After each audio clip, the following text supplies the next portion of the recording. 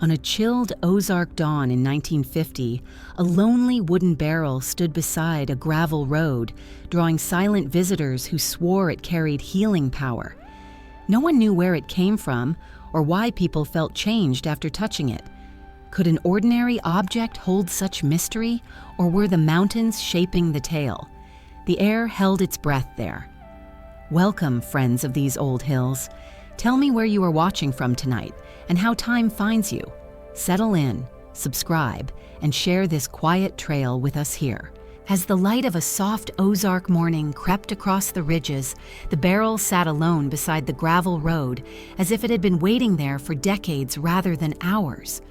Its wood was pale and weather-beaten, bound by iron hoops that carried the faint orange of old rust, the kind that comes only from time, rain, and long exposure to mountain air. Folks who drove past in those early hours of 1950 said there was nothing unusual about it at first glance. It looked like any farm barrel used for sorghum, apples, or stored grain. Yet the way it sat there, half in shadow, half in the growing light, gave it a strangely deliberate presence, as though someone had placed it with quiet intention.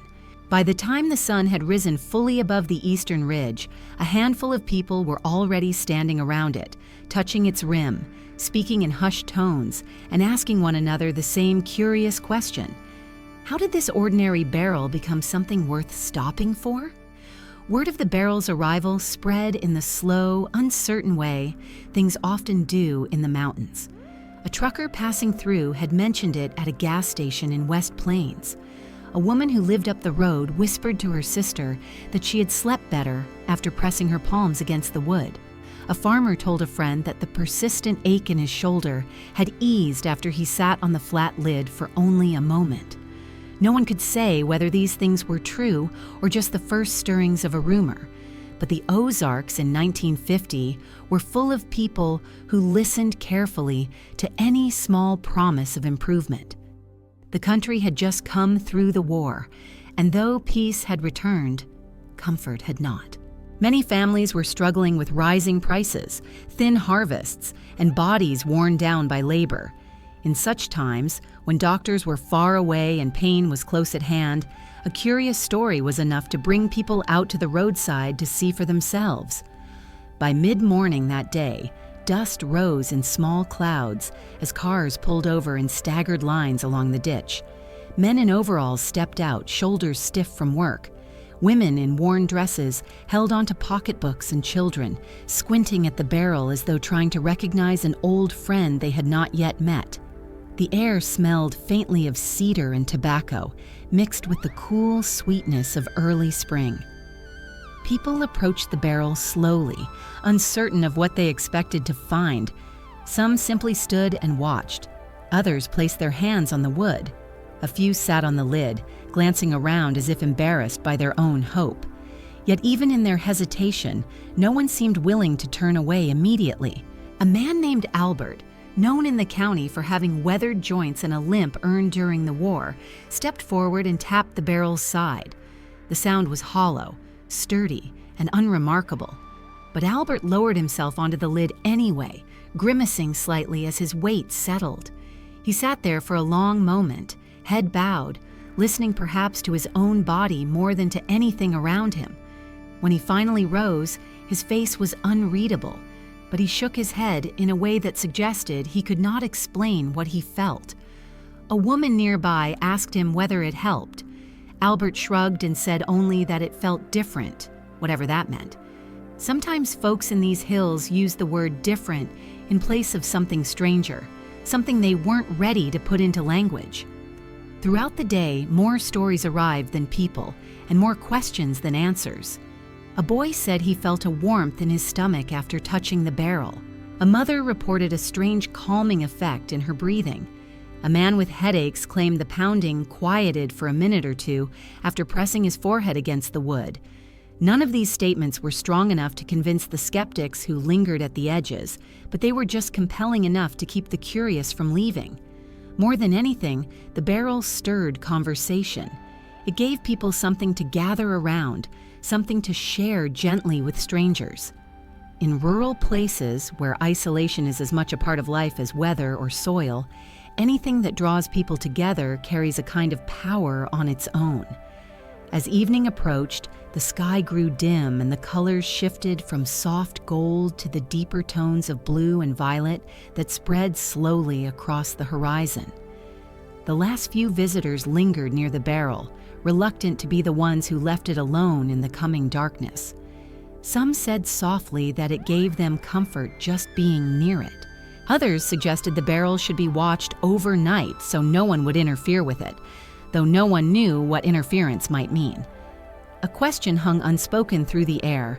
Was this truly a place of healing, or simply a place where people wanted to believe in healing? In times when life leaned hard on people, even the possibility of relief could grow into something larger.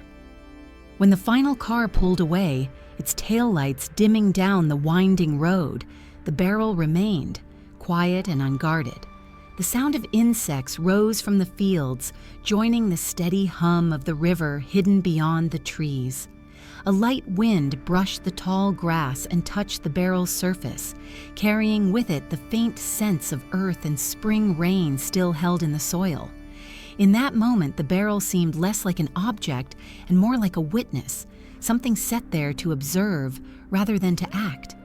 Above it, the first stars began appearing one by one in a slow, ancient rhythm. Those who passed by after dark reported seeing it illuminated by the moon, standing like a shape caught between the natural and the human world. Some said it unsettled them to see the barrel without the crowd. Others felt a strange calm in its solitude, as though the object itself was content to wait for dawn and whatever stories the next day would bring. No one knew who placed it there or why, and perhaps because of that, the mind filled in its own reasons.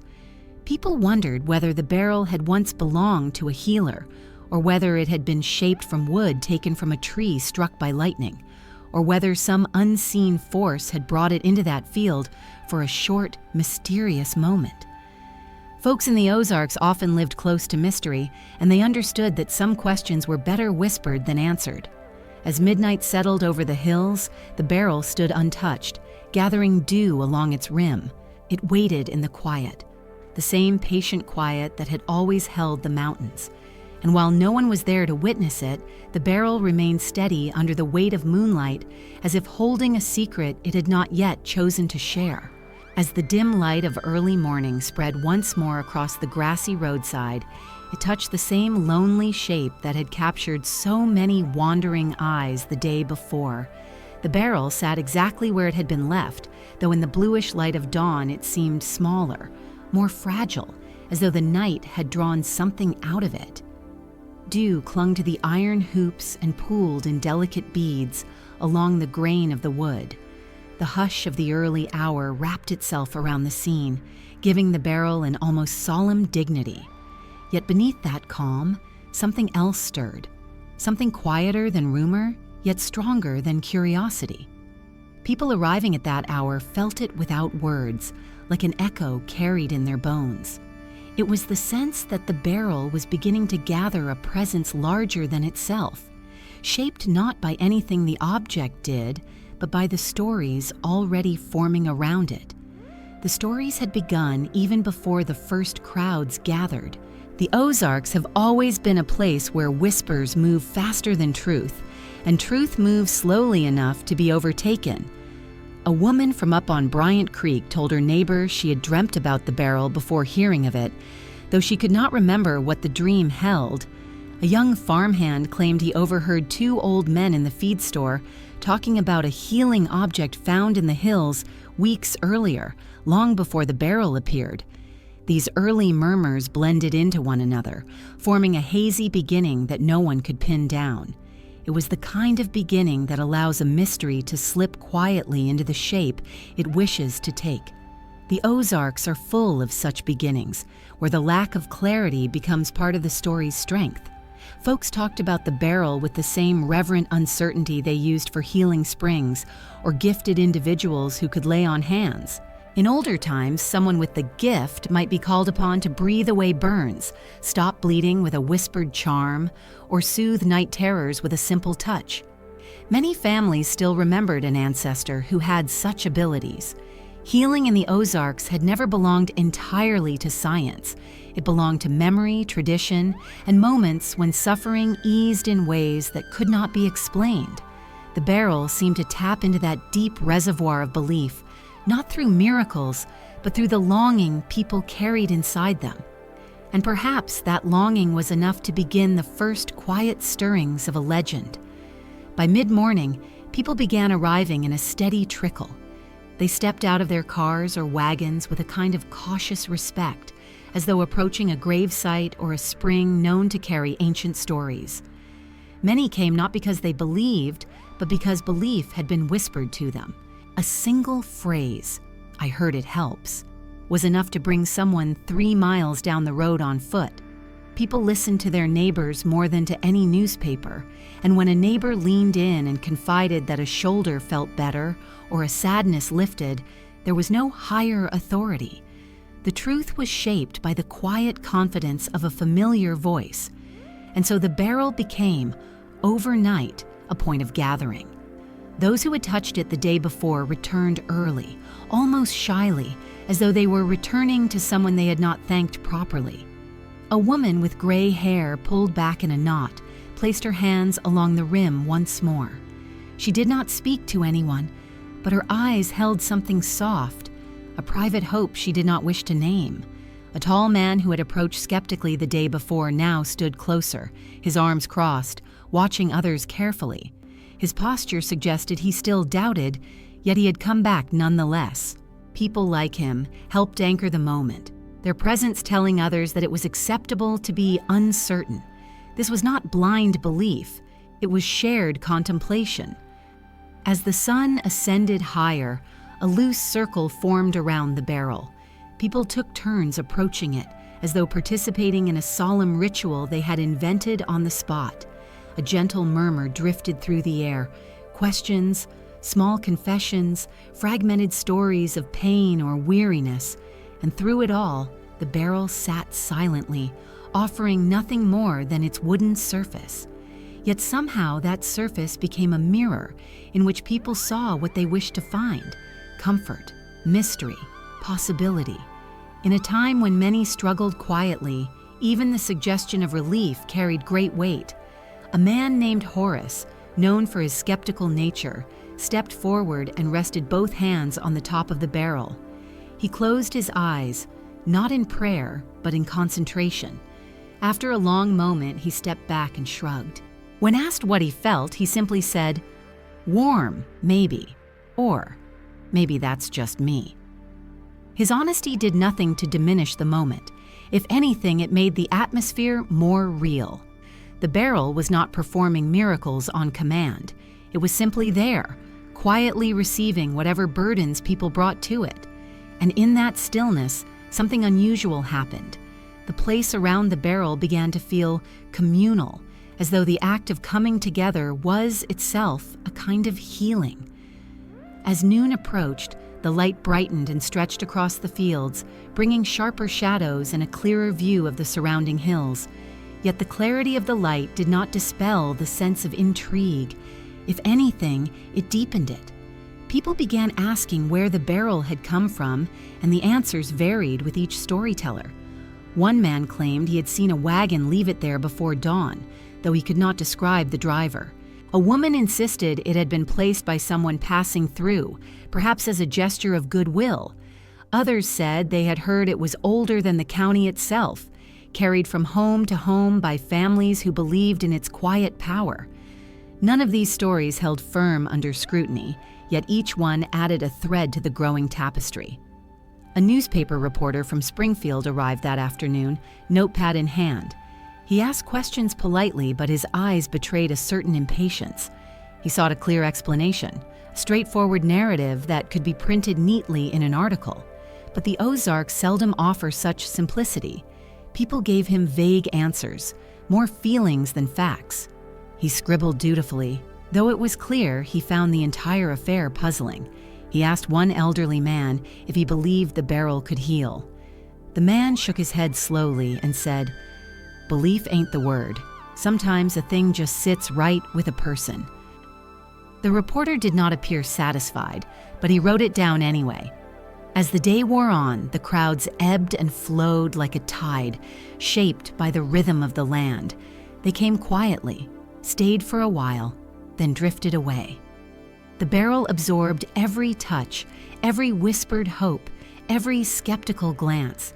And though no miracle unfolded in any dramatic sense, something gentle took hold. People left that place speaking more softly, walking more slowly, as though they had stepped out of the normal pace of life and entered a pocket of time that belonged only to the hills.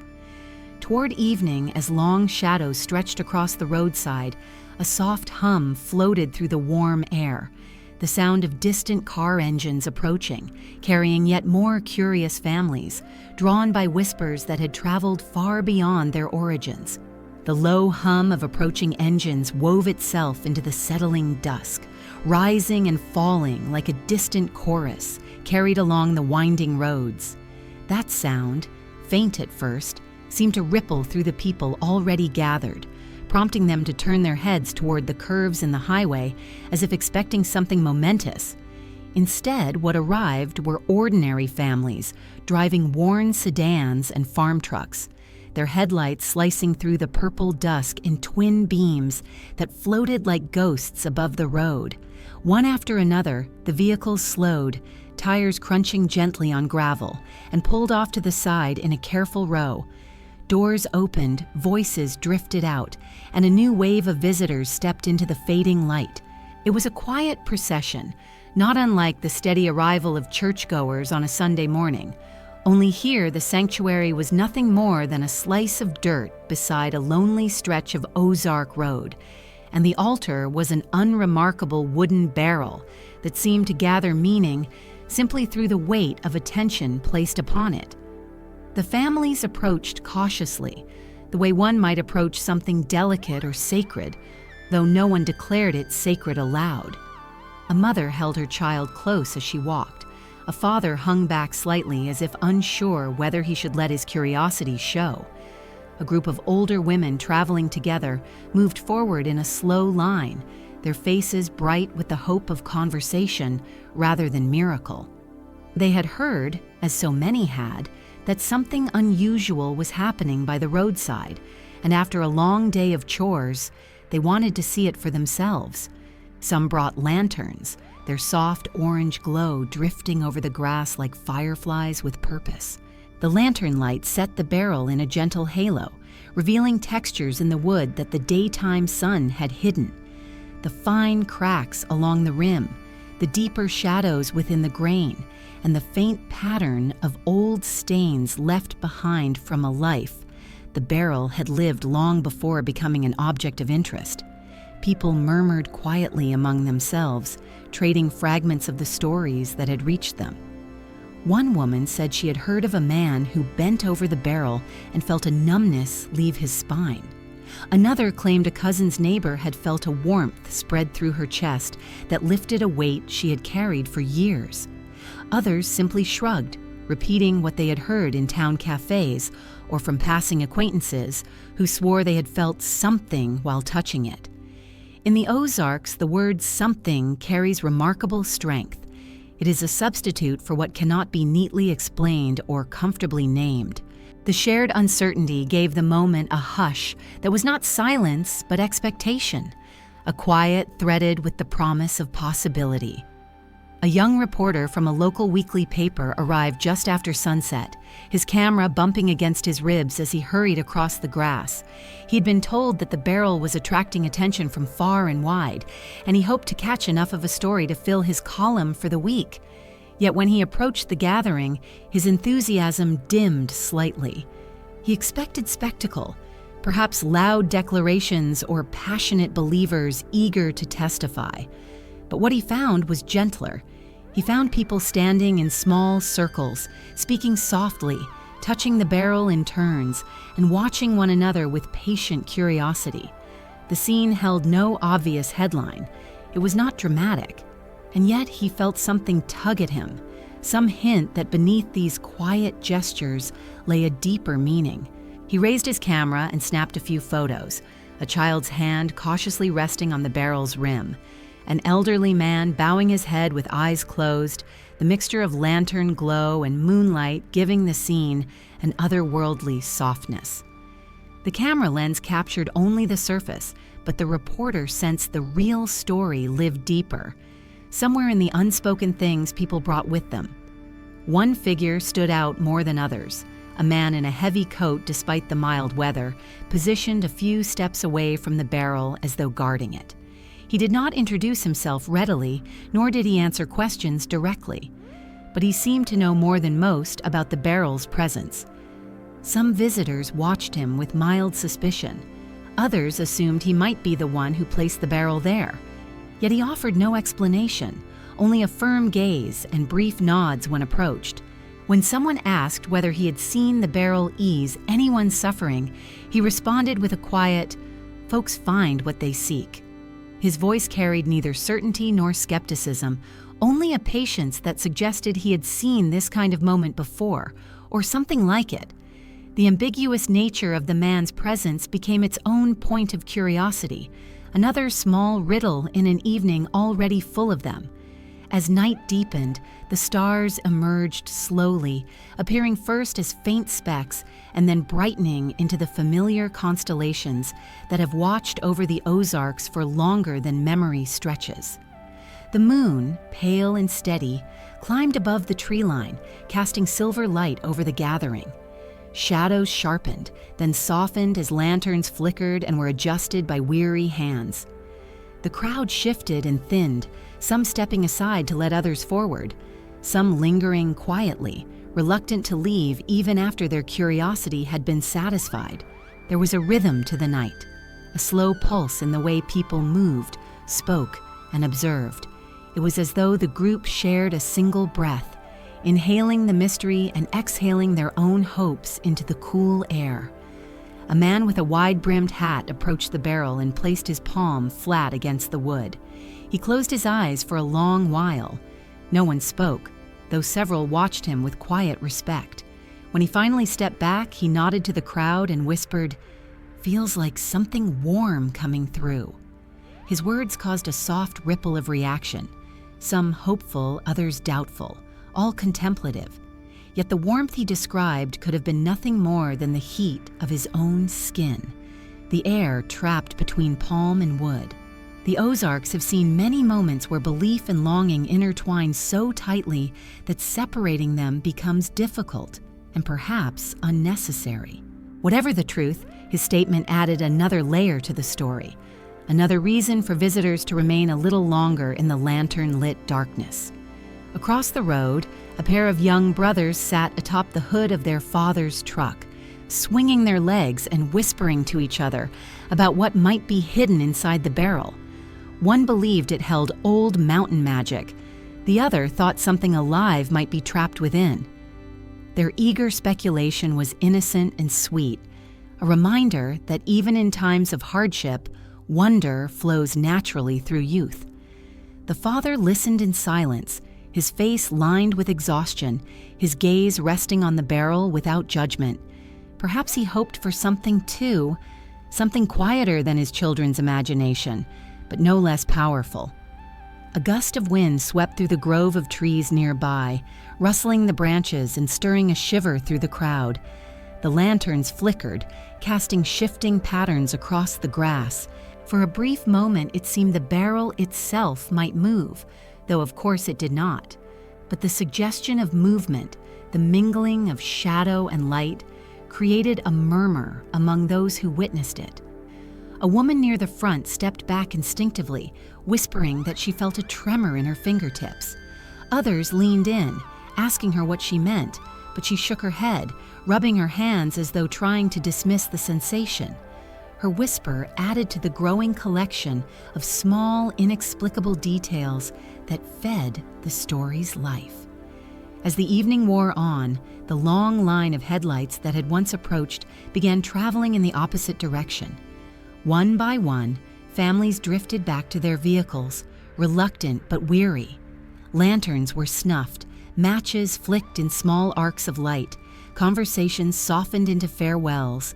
Yet even as they left, many paused for one last look at the barrel, standing untouched now beneath the wide Ozark night. A few visitors wiped their hands on their clothes, as if carrying away something invisible. Others walked more slowly to their cars, as though the moment had settled into their bones. By the time the final vehicles pulled away, leaving only the faint trail of dust hanging in the moonlit air, the barrel stood once again in solitary stillness. The sounds of the night reclaimed the roadside, the chirr of crickets, the low rustle of distant trees, the muted whisper of the river turning around stones. Yet the quiet felt different now. The air seemed heavier, marked by all the hopes, doubts, and whispered stories that had drifted around the barrel throughout the day. It had absorbed them, as mountains often do, holding on to their echoes long after the people have gone home. And so, under the watchful gaze of stars older than any tale, the barrel remained, waiting patiently for whatever the next day might bring. The last hum of engines faded into the night, leaving only the faint shimmer of moonlight on the barrel's curved surface. The darkness settled thick and low, wrapping the roadside in a kind of intimate stillness that belongs only to the Ozarks after sundown. For a long while, nothing moved. The grass bent under the cool breath of night, insects murmured in their hidden places, and the distant call of a whip-poor-will floated across the valley. And then, as though emerging from the shadows themselves, a man stepped into the pale glow cast by the moon. He moved with a slow, deliberate rhythm, the gait of someone accustomed to long walks and longer silences.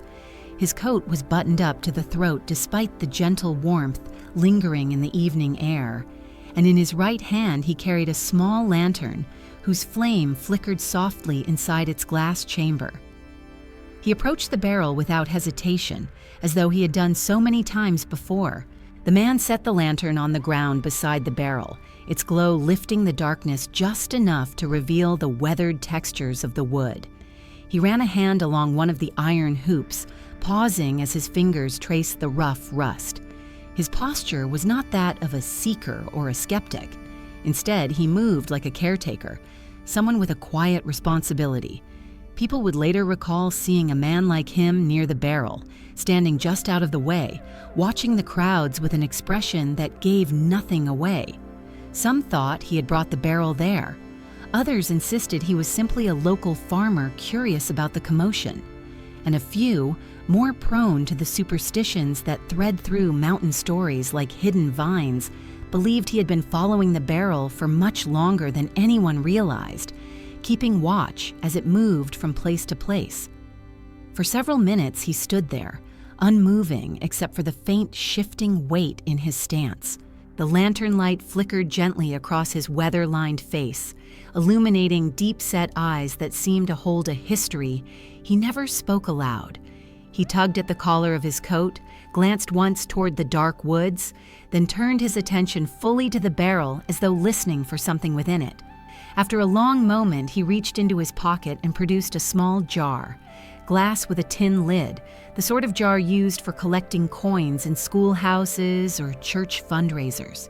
He set the jar beside the lantern, then withdrew a solitary nickel from another pocket and placed it inside with a soft clink that carried through the quiet like the small chime of a bell. That gentle metallic note seemed out of place in the vast stillness, and yet it felt like the beginning of something, as though the man had just started a ritual he alone understood. By morning, the jar would be half full. When dawn broke, the barrel greeted it with the same patient presence it had shown the day before. The man in the coat had vanished long before the sun rose, leaving behind no footprints except those the wind had already begun to soften. But the jar remained where he had placed it, catching the new light like a spark of promise. The early visitors noticed it immediately. A woman bent down to look at the coins, the scattered nickels and pennies glinting faintly inside. She asked her husband where the jar had come from, but he shrugged. his expression mirroring her confusion. Some wondered whether it was intended for donations. Others thought it was a sign that the barrel's guardian, whoever he was, expected something in return for allowing people near the object, but most simply accepted its presence without question, as people often do when something mysterious becomes entangled with their own hopes. The jar seemed to gain its meaning through silence, not explanation. As the morning deepened, the man in the coat returned. He appeared without ceremony, stepping out of the tree line with the same unhurried stride he had shown the night before. Those who witnessed his arrival said he did not seem surprised to see the growing crowd. He merely nodded toward a few familiar faces and positioned himself near the barrel, not touching it, not speaking, but standing with the quiet confidence of one who understood his role even if others did not.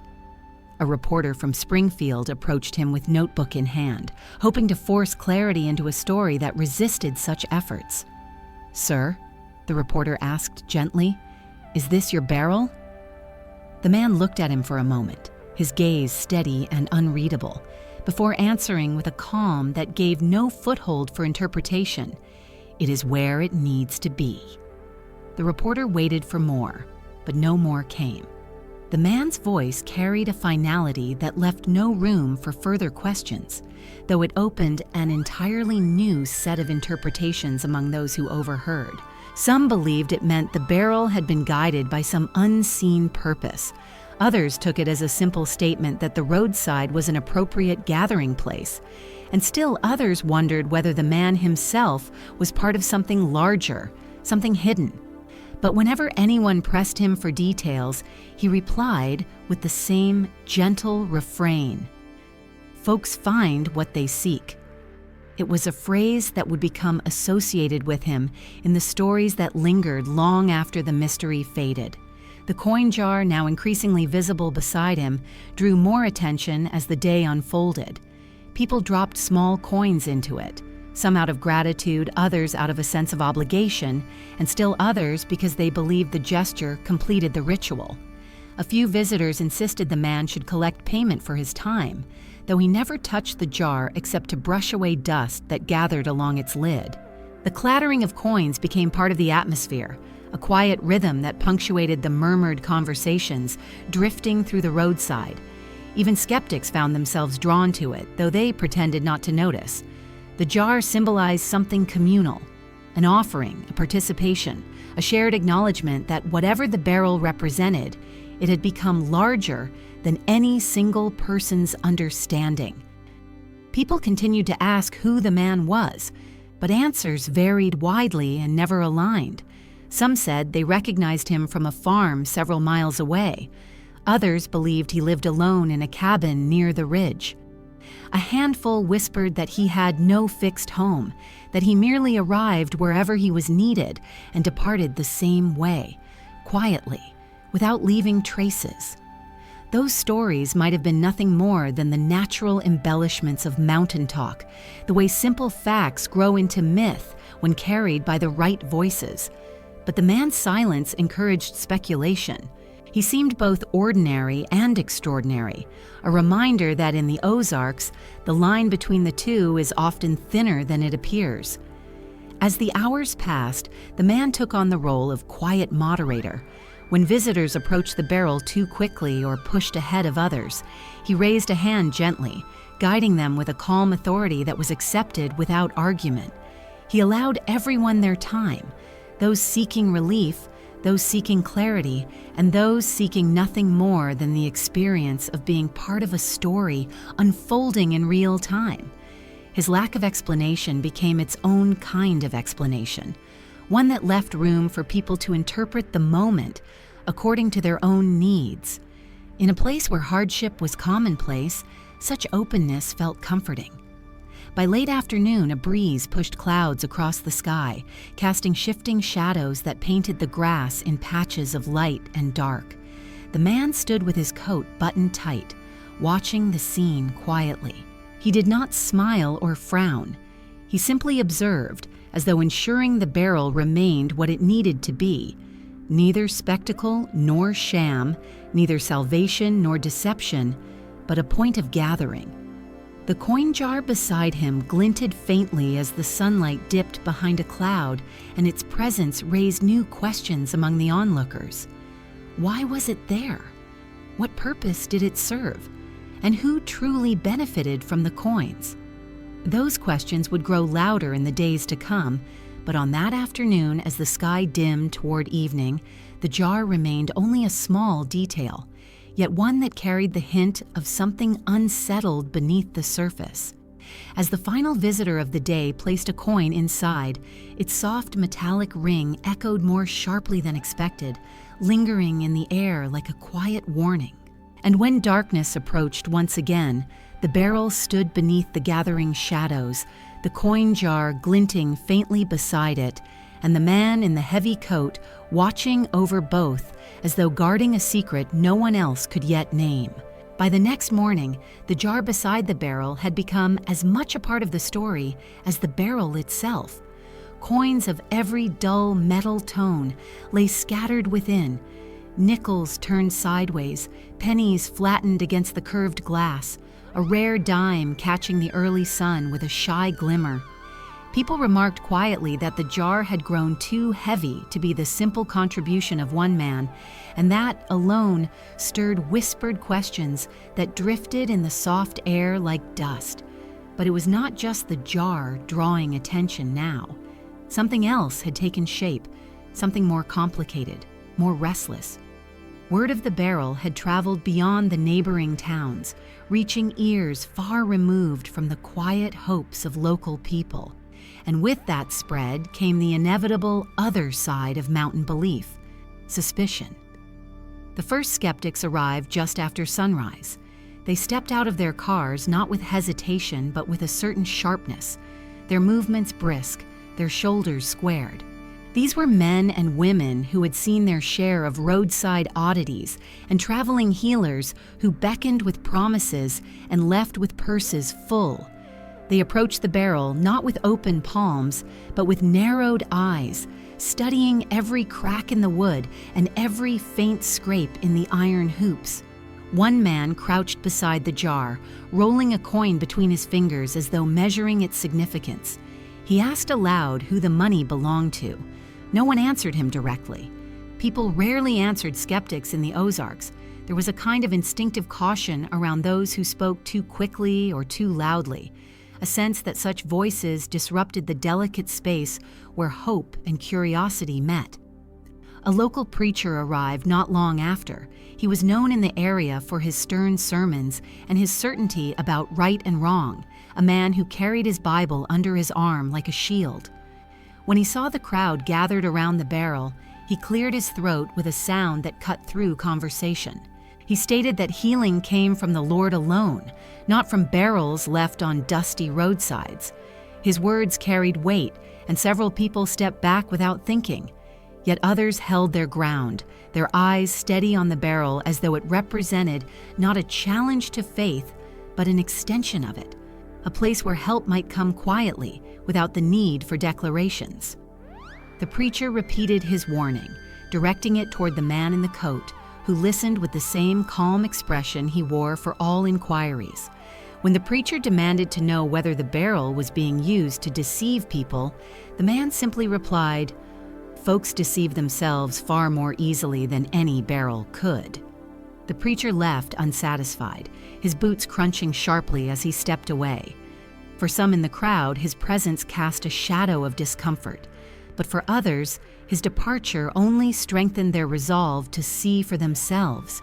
Belief in the Ozarks is not something easily swayed by a raised voice or a pointed finger.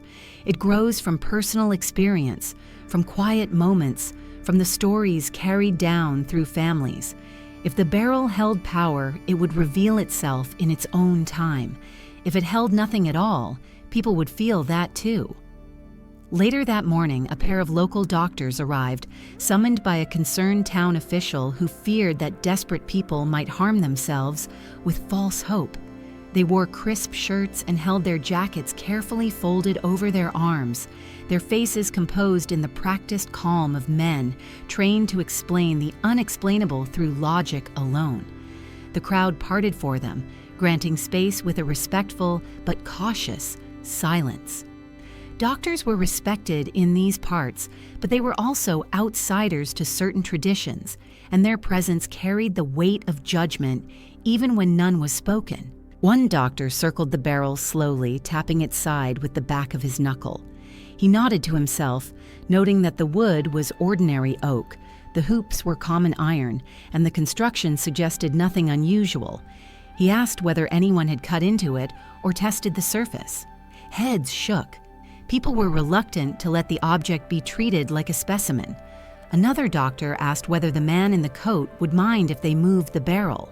The man replied softly that the barrel was where it belonged, but he did not forbid them from examining it. There was something in his tone, neither permission nor refusal, that left the doctors momentarily unsure of their authority. In that uncertainty, they decided not to move it. They took notes, exchanged glances, and spoke quietly to a few visitors, asking them to describe what they felt when they touched the wood. But people struggled to articulate it.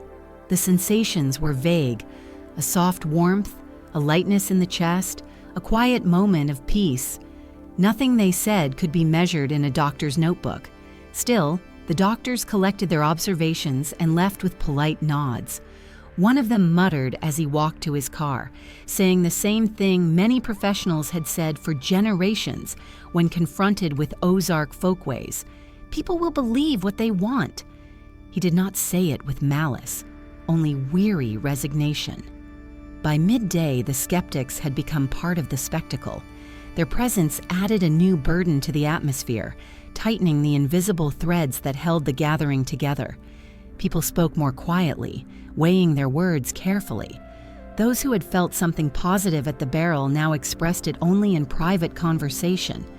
Doubt had crept into the mix, not enough to break the crowd, but enough to shift its energy.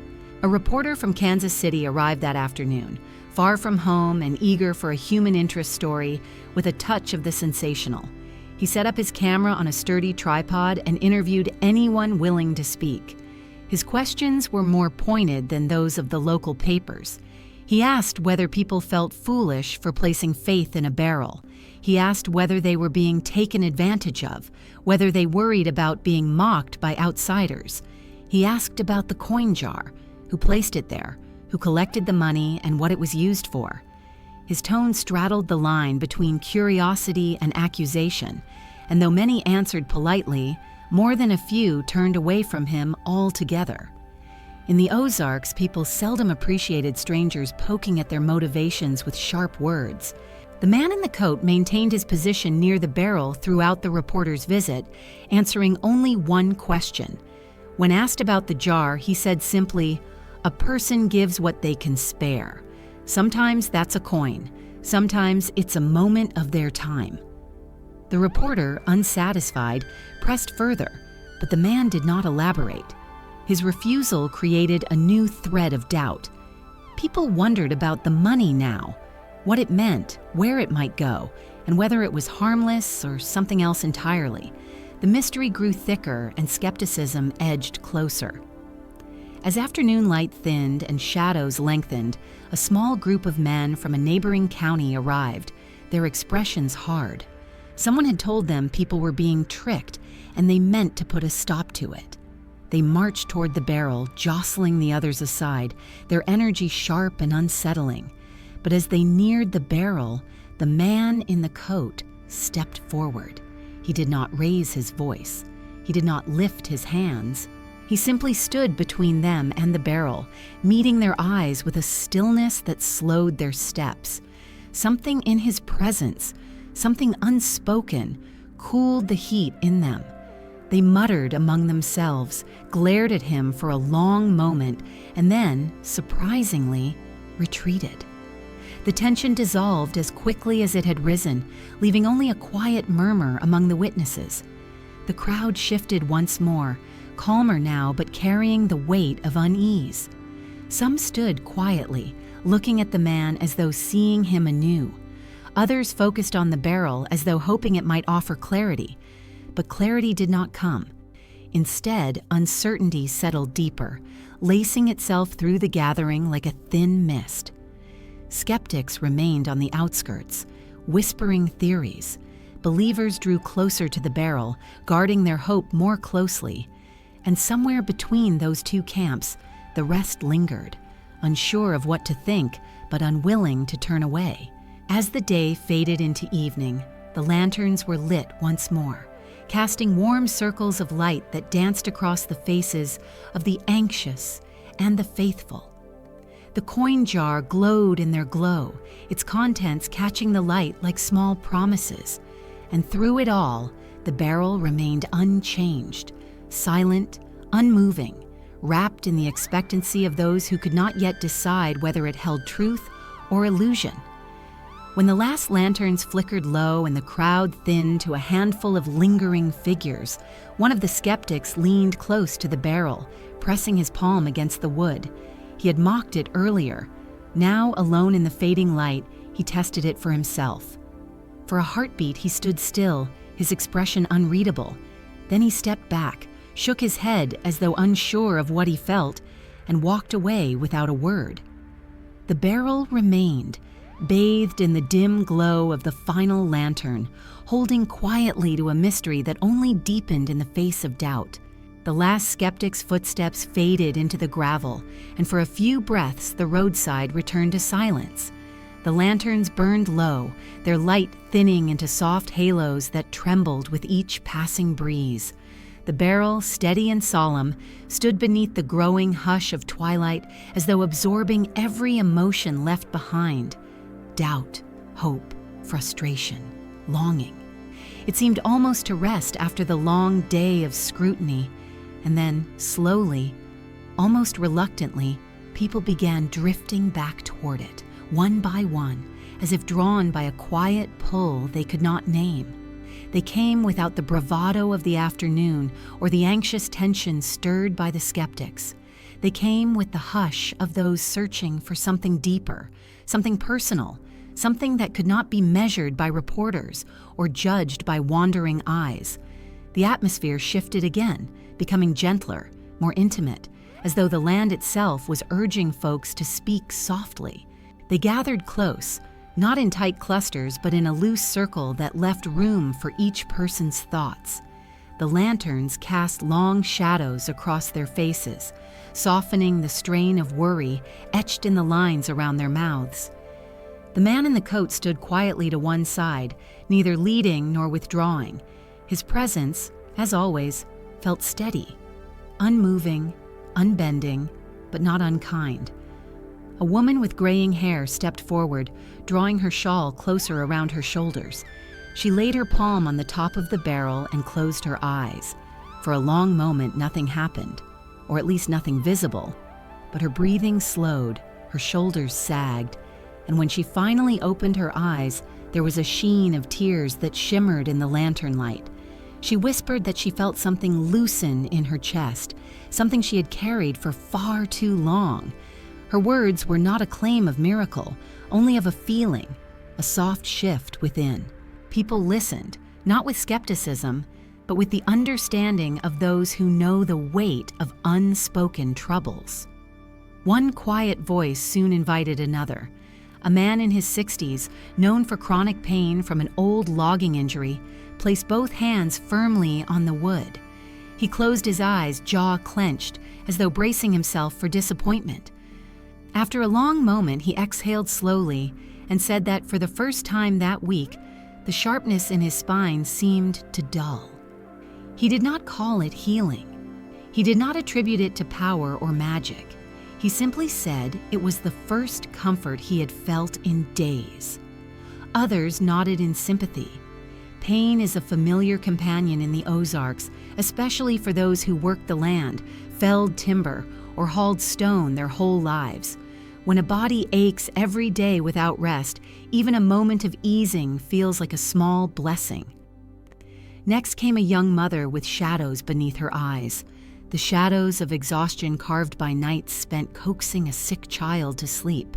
She touched the barrel with trembling fingers, pressing her forehead gently against the curved wood. Her breath hitched, and for a moment the crowd seemed to hold its own breath with hers. When she stepped back, she spoke only one sentence. "I feel lighter." Not healed, not fixed, but lighter. And in that small word, hope took root again. These were not grand testimonies that would draw crowds from afar or stir bold headlines. They were personal moments, quiet, fragile, shaped by each individual's private burdens. And because of that, the stories carried a weight different from rumor. They carried sincerity. As these soft confessions spread through the gathering, the skeptics who lingered at a distance found themselves listening more intently than they expected, not because they were convinced, but because sincerity has a way of disarming the harshest scrutiny. Even the Kansas City reporter, still leaning against his tripod, lowered his pen and listened. He had come searching for contradiction, for spectacle, for the cracks in the story that would expose it as folly. But he found instead something far less dramatic, yet far more complex. A convergence of weariness, longing, and the human desire to feel seen, even by something as simple and silent as a barrel. People began to share older tales then, not necessarily connected to the barrel, but to the region's deep-rooted traditions of healing. A woman mentioned her grandmother's belief in talking the fire out, of burns, a skill passed down through whispered words spoken over blistered skin. Another told of an uncle who could stop bleeding with nothing more than a touch and a quiet prayer. These stories flowed through the group with the ease of water trickling down stone, a reminder that the Ozarks have always harbored beliefs that resist neat understanding. Healing here was seldom about spectacle. It was about closeness, about touch, about the ways people soothed one another in places where professional medicine was miles away. The man in the coat listened quietly, his gaze drifting occasionally toward the jar that now held more coins than the day before. Someone finally asked him directly, "Do you believe this barrel heals?" The question hung in the air, heavy yet fragile. The man studied the barrel for a long moment, as though contemplating not just the question, but the hearts of those who asked it. Then he said, in a voice low and even, "A person finds what they're ready to find. Healing can be a touch, or a moment of peace, or a story shared with someone who listens. The barrel gives people a place to pause. Sometimes that's enough." His answer satisfied no one entirely, yet it stirred something gentle. He had not claimed the barrel was magical. He had not denied it either. Instead, he placed the responsibility of meaning back into the hands of those who sought it. And perhaps that is why people continued to come, because the mystery invited them to fill it with their own stories, their own needs, their own quiet interpretations. As the night deepened, the lanterns flickered and the air cooled enough to draw shawls and jackets tighter around shoulders. People formed a slow-moving line, touching the barrel one last time before heading toward their waiting cars.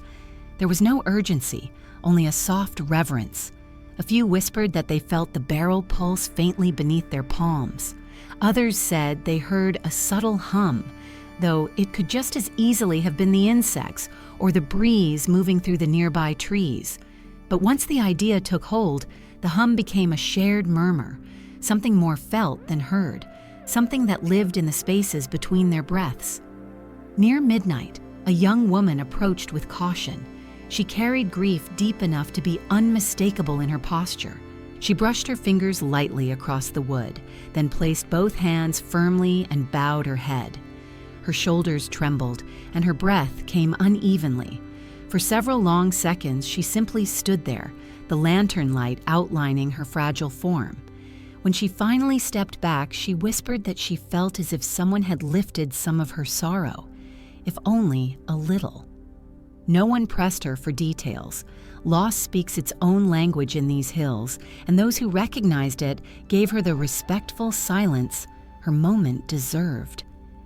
One by one, the last visitors departed until only the lantern near the man in the coat remained lit. He extinguished it with a careful motion, leaving the roadside bathed only in moonlight. The barrel stood quiet, its surface cool and silvered by the night. The coin jar glimmered faintly beside it. And in the hush that followed, a soft whisper drifted from somewhere in the shadows, a woman's voice saying she had seen the barrel move slightly, as though shifting under its own weight. Her whisper trailed into the darkness, unanswered, leaving behind a question more unsettling than the skeptic's accusations and more intriguing than the believer's testimonies. What if the barrel itself was changing? The whisper that the barrel had moved lingered in the cool night air long after the woman who spoke it had gone. It drifted into the hush between the trees, mingling with the restless sounds of night creatures waking beneath the canopy. Most who heard her soft confession dismissed it as the trick of lantern light or the sway of shadows stirred by wind. Yet even those who doubted found themselves glancing back at the barrel more than once as they walked to their cars, checking for any sign of change. In the Ozarks, rumors do not need proof to grow. They require only a single unsettled breath to take root.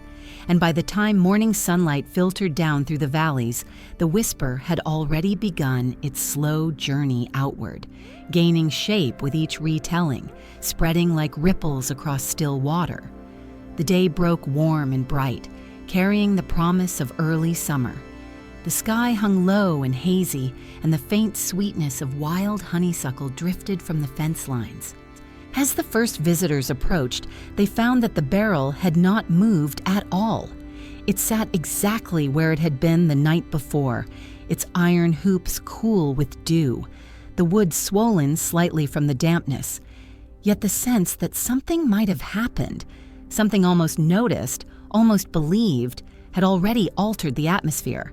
The rumor had shaped the morning before the sun even rose high enough to burn away the mist. People began arriving earlier than usual. Families from neighboring counties, travelers who had stayed overnight in small motels, and even a few who had camped in their cars along the side of the road.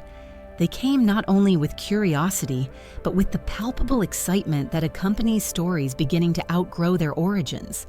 As they stepped onto the grass, they repeated the whispers heard from late-night visitors. Someone had seen the barrel tremble, someone else had heard a hum. A child claimed it warmed under her hand.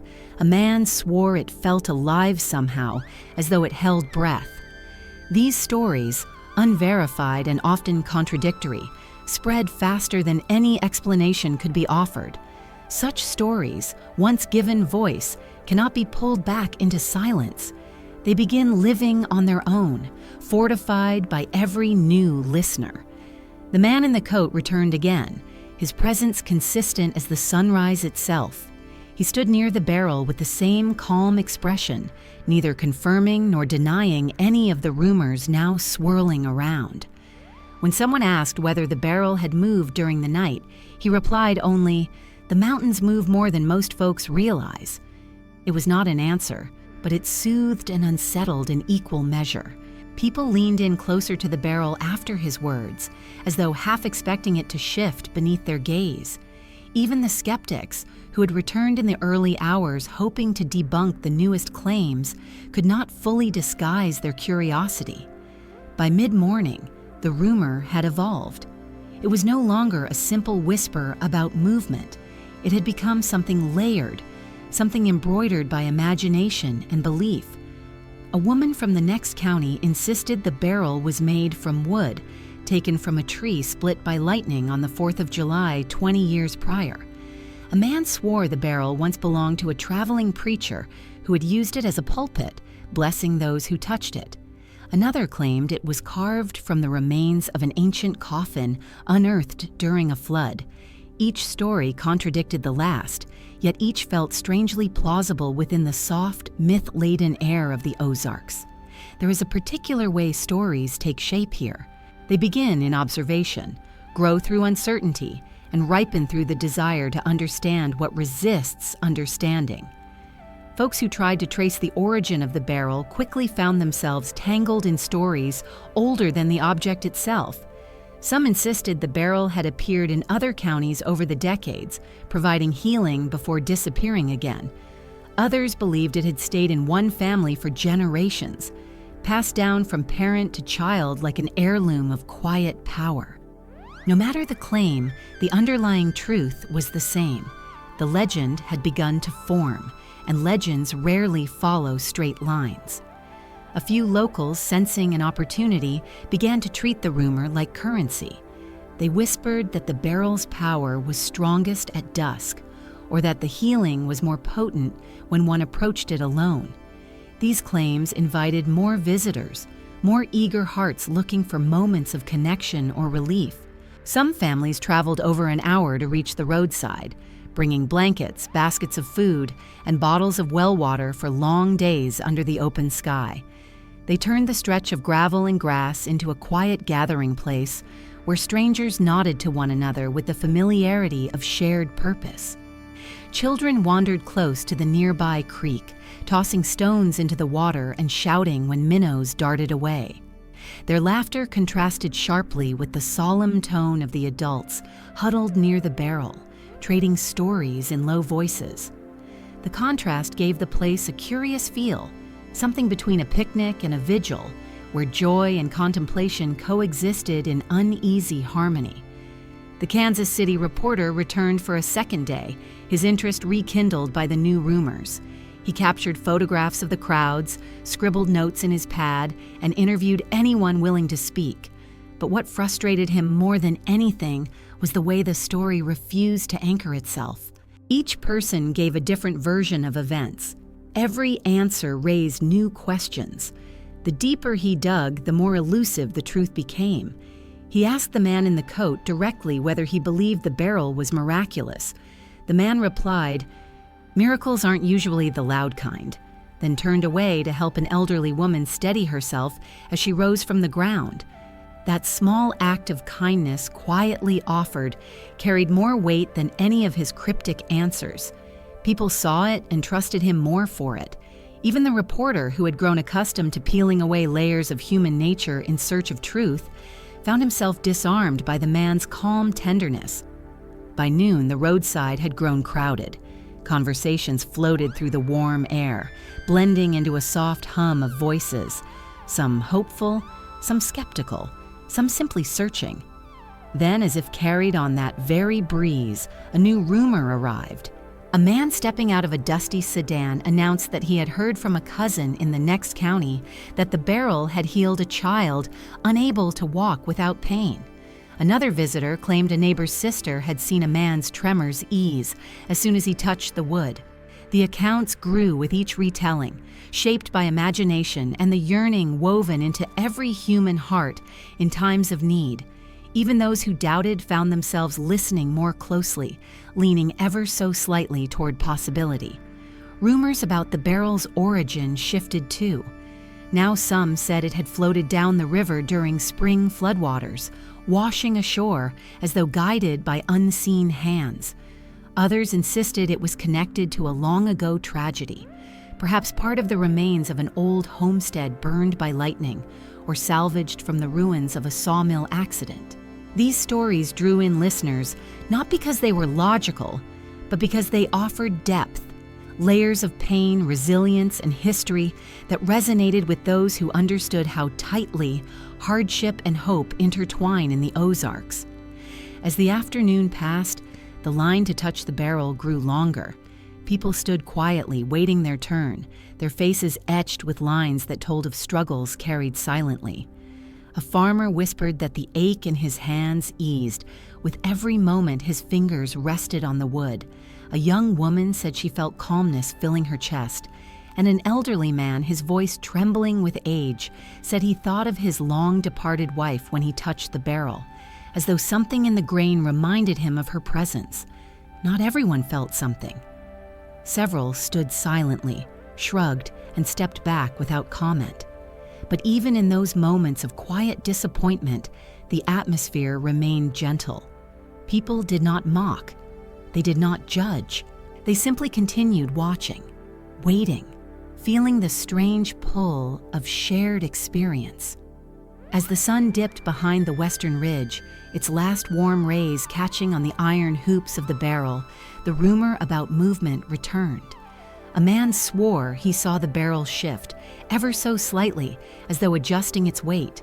Others leaned closer, watching the shadows dance around it. The man in the coat remained still, hands in pockets, gaze fixed on the horizon as though waiting for something only he expected. When darkness finally settled and the lanterns were lit once more, the murmurs of movement echoed like a soft chant among the gathered crowd. Somewhere between belief and imagination, the rumor took on a life of its own. As darkness seeped slowly across the hills and pooled in the low places of the valley, the lanterns along the roadside flickered into life once more, casting thin columns of yellow light across the grass. People huddled closer to their small flames, not out of fear but out of the natural instinct to gather when night deepens and uncertainties grow bolder. The barrel, half illumined and half shadowed, had become a strange beacon in the dusky hours, drawing visitors into its quiet orbit. But this night held a different tone. The rumors had grown thicker, heavier, almost noisy in the imagination of those who arrived near sundown. For days, folks had approached the barrel with hope, curiosity, or skepticism. Now something else lingered in the air, a guarded tension, as though some invisible boundary had been crossed and people sensed a shift in the story's center. And, as always seems to happen in such moments, someone decided it was time for an investigation. They came in a pair, a county deputy and a forest ranger, arriving without fanfare or flashing lights. They pulled over quietly, their vehicle blending into the line of parked cars beneath the trees. The deputy stepped out first, adjusting his hat and scanning the gathering with a measured, practiced calm. His badge glinted in the lantern light, a small but unmistakable reminder of his authority. The ranger followed, tall and steady, with the kind of calm gait earned from decades of walking uneven mountain trails. The two men approached the barrel not with suspicion, but with the careful professionalism of those accustomed to stepping into situations charged with emotion. They understood that the community's belief, whatever shape it took, deserved respect. The crowd parted slightly, murmurs rising like a soft breath of wind. The deputy greeted those nearest with a nod, asking in a low voice if everything had been peaceful, if anyone had caused trouble. Wordlessly, people reassured him. The ranger crouched beside the barrel, examining the ground, pressing his fingers into the soft earth, searching perhaps for signs of dragging or movement. Those watching held their breaths, wondering whether he might confirm the whispers of shifting. But after a long, silent inspection, he rose, wiped his hands on his trousers, and said only, "Ground soft from yesterday's moisture. Hard to say much of anything." That answer satisfied almost no one, yet it stirred no protest. In the Ozarks, ambiguity is often accepted more readily than certainty. The deputy tapped one of the iron hoops with the back of his knuckle, listening to the faint hollow sound that the crowd had heard countless times before. He asked gently whether anyone was collecting money from the jar. A man near the front replied that folks left what they wished, that no one had taken a single coin as far as anyone knew. The deputy studied the jar, then the people, then the barrel, and nodded slowly. A long pause followed, one of those thick silences loaded with unease, before he finally asked, "Who's responsible for all this?" The question hung there, heavy and expectant. Eyes turned toward the man in the coat, who stood several steps behind the barrel, half cast in lantern glow. He did not step forward. He did not raise a hand. Instead, he offered the deputy a slow, steady look that carried neither defiance nor guilt, only a quiet acknowledgement. The deputy held the man's gaze for several seconds, perhaps searching for deception, perhaps for an explanation that would make sense of the growing phenomenon, but the man offered none. After a moment, the deputy exhaled and said, "Just making sure nobody's being misled." It was a simple sentence, but in this charged setting, it felt like a pronouncement. The ranger spoke next, addressing the crowd more than anyone specific. "Just be careful," he murmured, shifting his weight from one foot to the other. place like this gets attention too fast, and sometimes that draws the wrong kind of interest." His words were gentle, but the message was clear. Where crowds gather, danger can follow. People nodded solemnly. The Ozarks have seen their share of gatherings that slipped sideways, church revivals that ended in arguments, auctions that sparked feuds, road accidents that came without warning. But this, so far, had been peaceful. The investigators stayed for some time, observing from the perimeter, listening more than they spoke. They talked quietly with families, took brief notes, and asked whether anyone had experienced harm, physical or otherwise. Some visitors confessed mild dizziness or warmth, but nothing alarming. Others admitted feeling nothing at all. Their testimonies varied widely, and the investigators seemed neither convinced nor dismissive. They simply absorbed the information as men accustomed to the complexity of human experience. As the night deepened, so too did the conversations. People began sharing stories of older curiosities from years past, healing springs where women swore the water cured them of ailments, mysterious lights seen floating above ridges on autumn nights, a wandering preacher who could stop a fever with a touch and a prayer. The investigators listened to these tales with quiet patience, recognizing their place in the cultural fabric of the region. This barrel, whatever it was or was believed to be, had become another thread in that long and intricate tapestry. Then came a moment that shifted the tone dramatically. A young man, tall, thin, nervous, stepped forward, insisting the barrel was a danger. He had arrived with the county skeptics the week before, and though the others had calmed after confronting the man in the coat, this one had carried his discomfort inward. His voice trembled as he accused the gathering of encouraging false hope, of allowing someone to profit from suffering. He gestured sharply toward the coin jar, calling it proof of deception. The crowd stiffened, breaths held. The investigators turned toward him, their expressions guarded but attentive. Before the deputy could intervene, the man in the coat stepped forward, his boots whispering against the grass. He did not confront the young man directly. Instead, he placed himself beside the barrel, resting one gloved hand gently atop the wood. His gesture was protective, but not aggressive. When he spoke, his voice was low and measured, carrying the gravity of someone who understood both sides of fear. "Nobody is forced to believe anything," he said. "Nobody is asked for more than they choose to give. Folks come here because they want a moment of quiet, a chance to breathe, a space to hope. There's no harm in that unless someone brings harm into it." The young man's anger faltered, shaken by the calm tone. The deputies watched, waiting. Some in the crowd nodded. Others remained motionless. The atmosphere felt taut, stretched thin by emotion and uncertainty. But the tension did not erupt.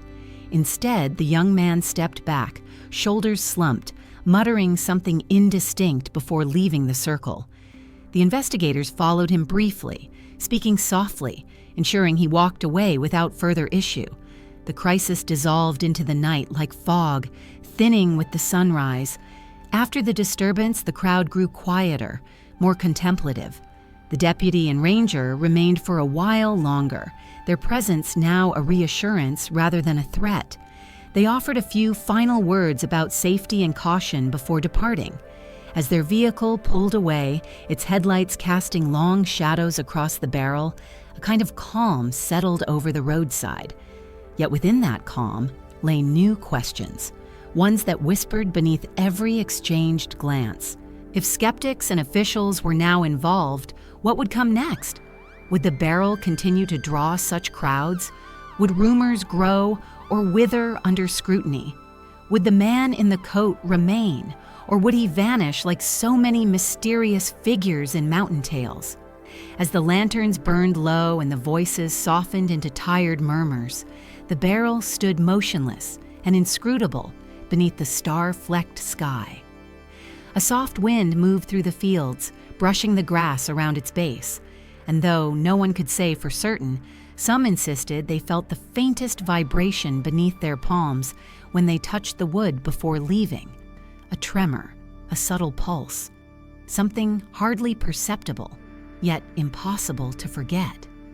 The investigators' vehicle disappeared beyond the bend, and the barrel remained, quiet, still, and holding its secrets more tightly than ever.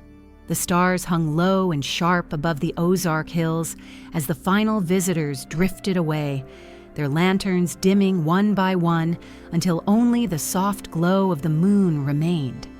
The roadside fell into a hush so complete that even the insects seemed to quiet themselves, as though they too sensed the story shifting beneath the surface. The barrel, now left alone after another long day of scrutiny and speculation, stood in the pale light like a sentinel carved out of shadow. Wrapped in silence and night chill, it looked no different than it had on the first morning it appeared. And yet, in the minds of those who had touched it, stories continued to ripple outward, uncontainable now, growing in every direction like the rings inside the wood itself. It was during this deep, late hour, when the night is at its most honest, that the decision was made to move the barrel, not by the man in the coat, nor by any authority, but by a small group of locals whose worry about mounting crowds had turned into a quiet determination. These were farmers and laborers, men accustomed to lifting what needed lifting and changing what needed changing without waiting for permission. They approached the barrel with lanterns held low, their faces half hidden in the shifting glow. For a moment they hesitated, their gazes sweeping across the silent clearing as if expecting the man in the coat to step from the trees. But he did not appear. Only the steady strum of night surrounded them. One of the men placed his hand on the wood, feeling its cool firmness. He'd visited the barrel twice before, not seeking healing but seeking understanding, and each time he walked away more unsettled by the crowds it drew. Now he simply nodded to the others, and they began the slow work of lifting it from the ground. The wood groaned faintly under the shift, a soft creak that echoed more loudly in their ears than it deserved. They hoisted it into a wooden wagon hitched to a mule waiting patiently at the edge of the clearing. The mule, accustomed to late-night labor, stirred only slightly, its ears flicking back at the unfamiliar weight in the wagon bed. The men did not speak as they secured the barrel. Their silence was not secrecy, but a reflection of the heaviness of the moment. They knew the community had placed more meaning on this object than any of them had intended. To move it now was to stir the waters of belief, to redirect a story that had already grown larger than logic. But they felt sure that the roadside had become too crowded, too exposed. If the barrel truly held something meaningful, then it deserved a quieter place. And if it held nothing at all, then relocating it might bring an end to the frenzy. The wagon wheels began to roll, crunching through the gravel with a slow, rhythmic beat. The mule moved steadily, guided by a soft click of the tongue from its owner. The lanterns bobbed with each step, casting shifting shadows across the barrel's rounded surface. As they moved down the dirt road, the chilling thought crossed one man's mind that the barrel seemed heavier than it should have been. Heavier than when he had helped lift similar barrels on his farm. But he dismissed the notion, attributing it to fatigue and the uneasiness that had settled into his bones. Their chosen destination lay about a mile north, down a narrower path that twisted through a grove of oak and hickory. The trees here grew close together, their branches forming a kind of natural canopy. During the day, sunlight pierced through in scattered beams, but at night, only the lantern light held back the dark. The group guided the wagon carefully, watching for roots that might catch the wheels or low branches that might knock the lanterns loose. They moved as men accustomed to nighttime tasks, slow, sure, and aware of the small sounds that accompany every footstep. When they reached the clearing they had chosen, the moon hung above it like a silver coin resting on black velvet. The space was small but open, bordered by trees that stood like silent watchers. A faint breeze stirred the leaves overhead, and the scent of damp earth filled the air. It was a quiet, forgotten corner of the land, one that seemed untouched by the growing excitement that had taken hold near the roadside. The men lowered the barrel carefully from the wagon, placing it on a patch of level ground. They stepped back, studying it as though expecting it to protest the move, but it remained as still as ever, solemn in its new setting. One man knelt and placed his ear against the wood, listening for any sound from within. He heard nothing. Another man circled it slowly, examining the grain in the moonlight, searching for cracks or signs of damage from the journey. The barrel revealed nothing new, yet something about the clearing felt different, quieter somehow, in a way that made their movement seem intrusive. It was not a threatening quiet, but a contemplative one, the kind that settles into old forests and forgotten places. After a final look around, the men climbed back into the wagon. They exchanged a few quiet words, simple assurances that the barrel would be safe here, that they had done what was right. The mule tugged against the harness, eager to return to familiar ground, and soon the wagon creaked back down the path. As it disappeared into the darkness, the barrel stood alone once more, as solitary as it had been the morning it first appeared. But the story did not end with its relocation. When the first visitors arrived at the original roadside spot at dawn, they found nothing but impressions in the grass where the barrel had stood. Confusion rippled through them. Some whispered that thieves had taken it. Others believed authorities had interfered. A few speculated that it had moved on its own, fulfilling some mysterious purpose. The man in the coat stood at the edge of the clearing, watching quietly as people searched. He did not appear surprised. When asked whether he knew where the barrel had gone, he simply murmured, "It's close. Things like this don't wander far." His calm presence anchors the crowd, but uncertainty continues to build. The loss of the barrel, temporary though it may be, heightens the air of mystery. People begin searching along the road, calling out softly as though expecting an answer from the forest.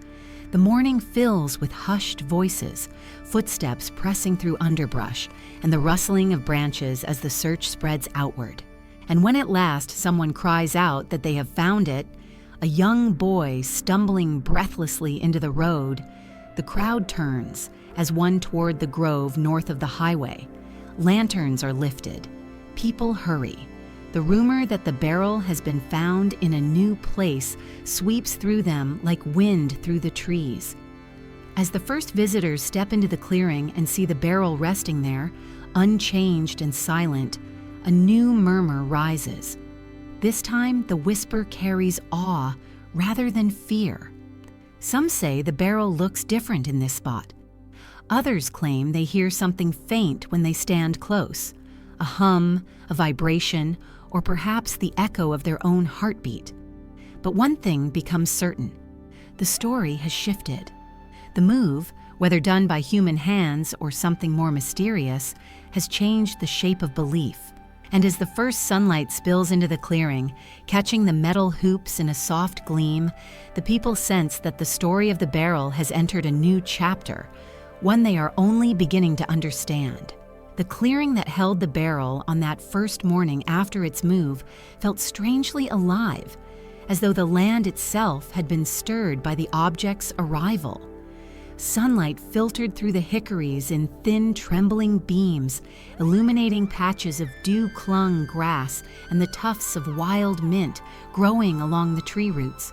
When the first wave of visitors stepped into that space, they hesitated at the threshold, struck by a feeling they could not articulate. Nothing visible had changed, yet the air held a hush that demanded respect, as if this small grove had been waiting for something, and now it had come. The barrel stood exactly where the men had left it, but bathed in morning light, it did not look like an item of everyday use. It looked placed, deliberate, almost ceremonial. The crowd formed slowly, drifting in from the road in a loose procession. People whispered to one another as though entering a chapel, their footsteps muffled by the thick carpet of fallen leaves. The man in the coat appeared among them with the same quiet inevitability he always carried. He did not lead the way, yet those who walked near him seemed to sense his presence as a familiar anchor in the midst of the shifting story. When someone asked if he had moved the barrel during the night, he shook his head once, offering no further explanation. His silence did not resolve the question, but deepened the mystery, giving the moment a gravity that held everyone's attention. Children, sensing the tension and responding to it instinctively, stayed close to their parents. Even they whispered, as though a louder voice might break whatever balance held the clearing in its unusual calm. Someone asked whether they should move the barrel back to the roadside. Others immediately said no, arguing that perhaps the barrel had been brought here for a reason. By the hands of men, yes, but guided by something larger. The debate did not grow loud, but it stirred beneath the surface like a subtle current in a still pond. People began to circle the barrel, studying it carefully in this new setting. Here, surrounded by trees that towered high overhead, the barrel seemed smaller, almost humbled by the vastness of the grove. And yet, paradoxically, it appeared more at home here than it had by the roadside, as though it belonged to the quiet rather than the bustle. The first to approach it directly was an elderly man who had visited the barrel every day since its appearance. He stepped forward with the slow, deliberate gait of someone whose joints had long ceased to obey him without complaint. Placing his gnarled hand on the top of the barrel, he closed his eyes. For a moment, his shoulders stiffened, as though feeling something unexpected. Then they softened, and he gave a long, weary sigh. "Feels different here," he murmured. His words carried through the clearing, soft but clear enough to reach the ears of everyone present. A quiet ripple moved through the onlookers. What did different mean? Better? Worse? More? Less? The ambiguity fed the atmosphere like dry wood feeding a flame. A woman in a pale cotton dress took her turn next. She placed both hands on either side of the barrel, leaning in slightly. Her expression changed almost immediately, her eyes widening with something like surprise. "It's warmer," she whispered, "warmer than before." Skeptics in the group exchanged glances, their expressions tightening. It was still morning, the wood should have been cool, yet others stepped forward to test the claim. One after another, they placed their palms on the curved staves, some closing their eyes, some whispering in awe, and some stepping back quickly with furrowed brows. Not everyone agreed on what they felt, but enough people confirmed the warmth that the rumor began forming its next shape. The barrel's move had changed its power. By mid-morning, the clearing had grown crowded. The hum of conversation rose and fell like a tide. Some visitors searched the ground for footprints, trying to determine exactly how the barrel had been transported. Others studied the trees, speculating which direction the men might have entered from, and a few insistently argued that the move had not been done by any human hands at all, that no man could lift such an object alone, that the barrel had been guided by will rather than muscle. The skeptics pushed back, pointing out the clear tracks in the soft earth leading toward the road, but the believers countered that the tracks could have been placed intentionally to mislead. Already people were choosing the story that matched the shape of their longing. The man in the coat watched all this unfold with an expression that hovered between patience and melancholy. He remained a quiet figure, neither participant nor observer, neither guide nor bystander. When approached by a young woman who asked whether the barrel's move meant the healing was becoming stronger, he answered in that calm, thoughtful tone of his. A place can change what a person feels. Sometimes the land speaks louder than the object. She looked puzzled, but his words sank into her nonetheless, becoming another layer in the growing legend. As noon neared, the sunlight shifted, sending shafts of brightness through the canopy that danced along the metal hoops of the barrel. The clearing grew warm and people moved into the patches of shade beneath the hickories. Stories circulated with increasing eagerness. A man claimed he felt the barrel's warmth in his arm long after he stepped away. A woman insisted she heard a faint hum, though no one nearby could confirm it. A teenager proclaimed that the barrel had vibrated under his hand. Each story spread through the crowd, changing slightly as it moved from ear to ear. No one could prove any of it, but the whispers became their own kind of truth, shaped not by evidence, but by shared experience. More visitors arrived throughout the day, having heard the barrel now sat in the woods and that its presence there held new meaning. The clearing filled steadily until people stood shoulder to shoulder, as though attending an outdoor service held by the forest itself. The mood was not celebratory, but reverent. Even the skeptics seemed affected by the setting. Their criticisms softened, their questions grew less sharp. The power of place, its quiet authority, molded the crowd's behavior. Sometime in the late afternoon, as sunlight thinned into the first hints of evening, a small commotion stirred near the entrance to the clearing.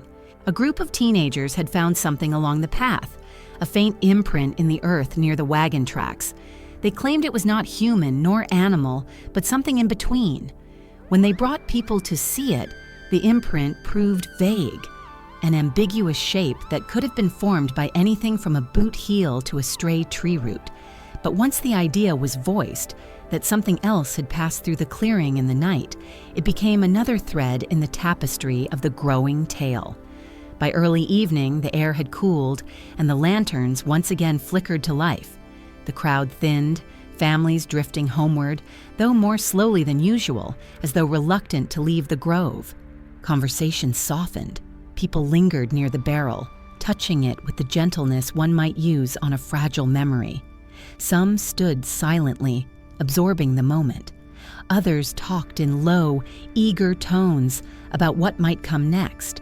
The man in the coat stepped forward as the last light drained from the sky. He placed his hand on the barrel for the first time that day, and though no one could see his expression clearly in the dimming light, something in the tilt of his posture suggested a quiet sorrow or perhaps contemplation. After a few breaths, he turned and walked away without a word, disappearing into the trees as though swallowed by the darkness. People watched him go, uncertain whether to follow or let him fade into the night, but they stayed where they were, turning back to the barrel now glowing faintly in the lantern light. A low wind murmured through the hickories, stirring their branches in gentle rhythm. The clearing felt almost sacred in that moment, something set apart, touched by forces neither entirely understood nor entirely imagined. And when the last visitors finally stepped back onto the path leading home, many said they heard something faint behind them, a single hollow sound echoing through the grove. A knock, soft but unmistakable. Whether it came from the barrel or the woods, no one could say, but it followed them all the way back to the road, settling into their minds like a seed waiting for the right moment to grow. By the next morning, the clearing no longer felt merely curious or sacred. It felt altered, as though the air itself held a residue of the previous night's unanswered sound. Those who had heard the faint knock described it differently. One said it came from within the barrel like a soft heartbeat against wood. Another insisted it echoed from the trees, as though something watched from deeper in the forest. A third claimed it came from everywhere at once, a small hollow note that settled inside the chest instead of the ears. But no matter how they interpreted it, the story had taken on a new shape. What had once been an oddity whispered about in cafes and farmhouses had now acquired the trembling edge of the uncanny, a detail subtle enough to dismiss yet unsettling enough to remember. And with that shift came a change in mood. People arrived earlier than usual, many without intending to. Something about the clearing pulled at them, urging them back. Even those who claimed skepticism found themselves drawn along the narrow path, lanterns in hand though morning was brightly lit. The woods held a coolness that the open road did not, and as folks stepped into the clearing, they paused as though crossing an invisible threshold. The barrel remained where it had been placed, unchanged, unmoved, silent. But after last night's rumor, it no longer felt still. It felt watchful. Familiar faces returned, their expressions a mix of fatigue and expectancy. New visitors arrived too, farmers from across the county, travelers who had heard whispers at roadside diners, and even a teacher who had dismissed the entire story a day earlier, but now came to see for herself, her eyes sharp with curiosity. Parents kept their children closer that day. The knock, soft though it was, had stirred in many a quiet unease. Some felt foolish acknowledging it aloud, yet the tension clung to the clearing regardless. Even the birds seemed to behave differently, singing less and flitting more cautiously through the branches. A squirrel scolded above but kept its distance. Nature, always a barometer of human emotion in these hills, mirrored the mood with exact clarity. As the sun climbed higher, a group of visitors began to discuss the possibility that the barrel's appearance, its move, and the unexplained sound formed a continuum, not random events, but pieces of something larger. They spoke quietly, glancing toward the trees as though expecting interruption. Some believed the knock was nothing more than the wood settling under temperature shifts. Others believed it was a sign of trapped air or insects or natural expansion. But even these practical explanations trembled under the weight of collective imagination. The skeptics did not stay silent. They stepped forward again, pointing out that wood behaves oddly in changing climates. They explained that warmth and moisture can make the staves expand, causing sounds that mimic tapping or knocking. A few nodded in agreement. The explanation was sensible, grounded, safe. But those who had heard the knock carried something deeper in their expressions, an uncertainty, a private conviction that what they had experienced could not be fully dismissed by logic. When one man insisted he felt the ground tremble ever so slightly at the same moment the knock sounded, the skeptics rolled their eyes, but the story found ears willing to hold it. In the Ozarks, physical experience often outweighs explanation. People who spend their lives close to the land trust their senses more than distant scientific reasoning. And the man's claim, though unprovable, aligned with the feeling many carried inside them since the previous night. As the morning wore on, the man in the coat appeared once more. He emerged from between the trees in a slow, deliberate stride, his coat buttoned despite the warming day. When he stepped into the clearing, the chatter softened. Something about his presence changed the tone immediately, pulling the scattered conversations into a quieter orbit. He approached the barrel and rested his hand gently on the wood, his fingers moving as though feeling for some hidden rhythm. Then he turned to the gathering and spoke in his low, steady voice. "Wood remembers," he said. "It holds the places it's been, holds the weight of hands and the shape of time. Sometimes it speaks back." His words seemed cryptic, yet they carried the kind of poetic truth that sinks deeply into people in these hills. Someone asked him whether he had heard the knock. He didn't nod or shake his head. He simply looked at the barrel with an expression that bordered on sorrow. "Some things answer when called," he said quietly, "but not always the way we expect." "Ah, yeah." That single sentence drifted through the clearing like a cold breeze. It offered no explanation and no comfort, only the unsettling reminder that the unknown does not bend to human interpretation. New visitors stepped forward after his words, touching the barrel with reverence or fear. Some claimed they felt a faint vibration, too soft to be certain. Others felt nothing at all. But even those who felt nothing kept their hands against the wood longer than usual, as though waiting for the breath of something beyond their understanding. The forest seemed to lean in, listening with them. A woman standing near the edge of the clearing whispered that she sensed eyes watching from deeper in the woods. Her husband brushed off her concern, yet he too kept glancing toward the darker spaces between the trees. There was a shifting energy in the grove that did not feel threatening, but it was undeniably unfamiliar. Around noon, a small incident occurred that deepened the mystery. A local boy, one of the few children allowed freedom to wander the clearing, approached the barrel alone. He placed both hands on the curved side and pressed his ear to the wood. His mother watched nervously but did not stop him. A moment later, the boy jerked back, eyes wide. When she rushed to him, he whispered that he'd heard someone whispering inside the barrel. Not knocking, whispering. Something soft and undecipherable, like a voice traveling from a great distance. The crowd reacted with a mix of skepticism and fear. Some demanded he repeat exactly what he heard. Others stepped away from the barrel altogether. The man in the coat watched the boy silently, his expression unreadable. The boy insisted on what he'd heard, even after repeated questioning. He said the voice wasn't frightening, only sad. A few visitors immediately dismissed the story as childish imagination. Others believed without hesitation. And still others found themselves suspended in a place between doubt and possibility, unable to lean fully in either direction. Whisper or not, the story spread through the clearing like a quiet current. As afternoon stretched toward evening, the crowd thinned but did not disappear. People lingered with the kind of restlessness that follows unanticipated uncertainty. Even the skeptics stayed longer than planned, their reasoning now wrestling with the growing number of strange testimonies. Every now and then, someone would touch the barrel and pull back quickly, convinced they felt something unusual. Vibration, warmth, even a faint pulse. None of it could be confirmed. All of it deepened the narrative. And as dusk settled over the grove, lanterns were lit once more, their trembling glow casting long shadows across the forest floor. The barrel stood at the center, its surface washed in flickering gold. The knock of the previous night remained unproven and unexplained. The boy's whispering voice remained unverified, yet neither rumor faded.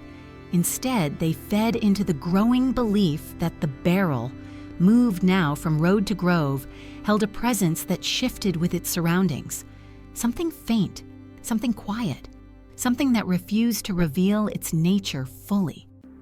When the last visitors walked the path back to the road, the forest seemed to exhale behind them, and those who looked back swore they saw a subtle shift in the lantern light on the barrel's surface, just enough to make them question whether it was their imagination or something moving ever so slightly in the heart of the clearing.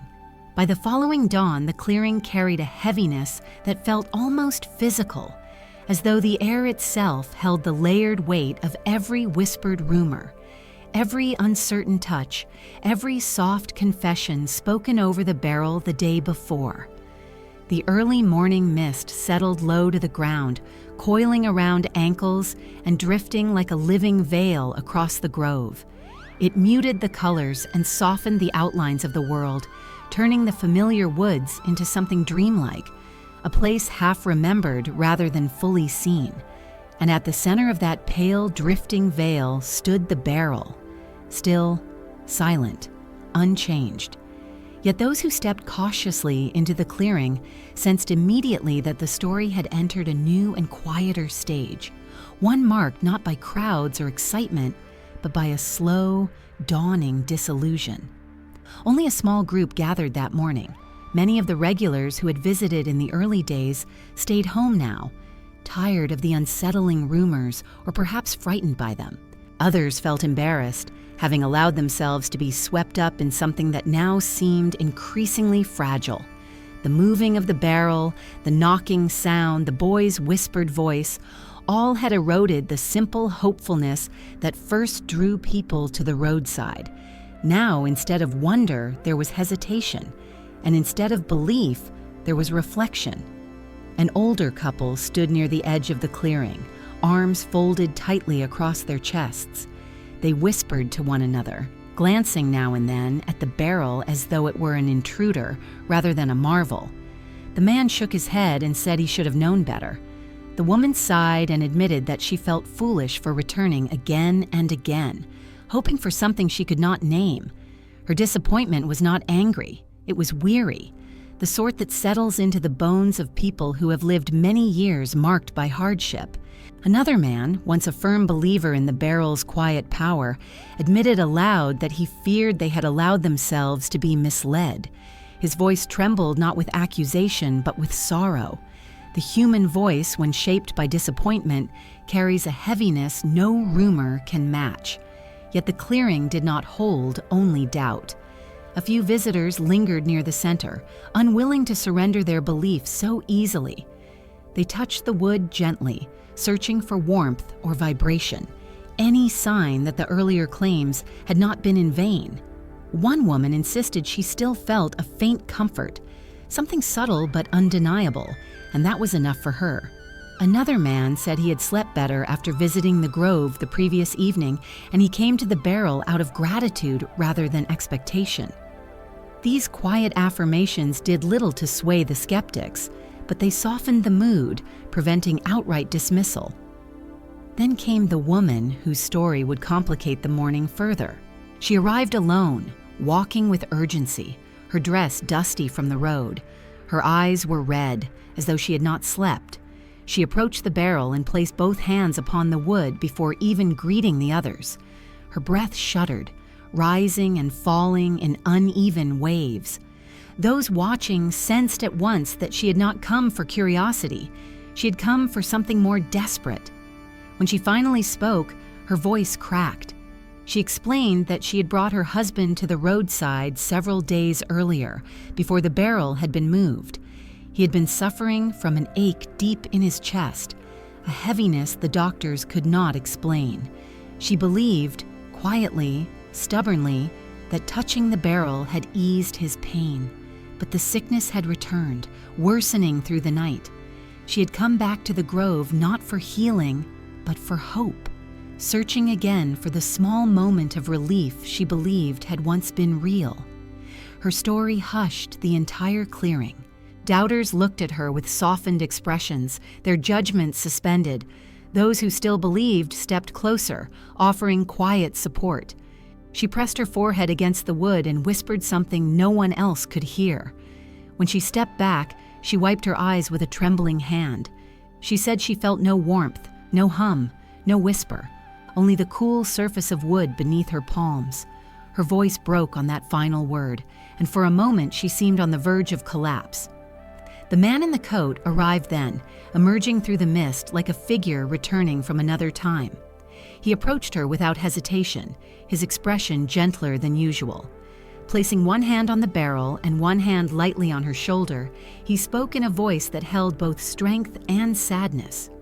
"Grief looks for places to rest," he told her. "Sometimes we mistake those places for miracles." His words, delivered without cruelty, struck the clearing like a soft blow.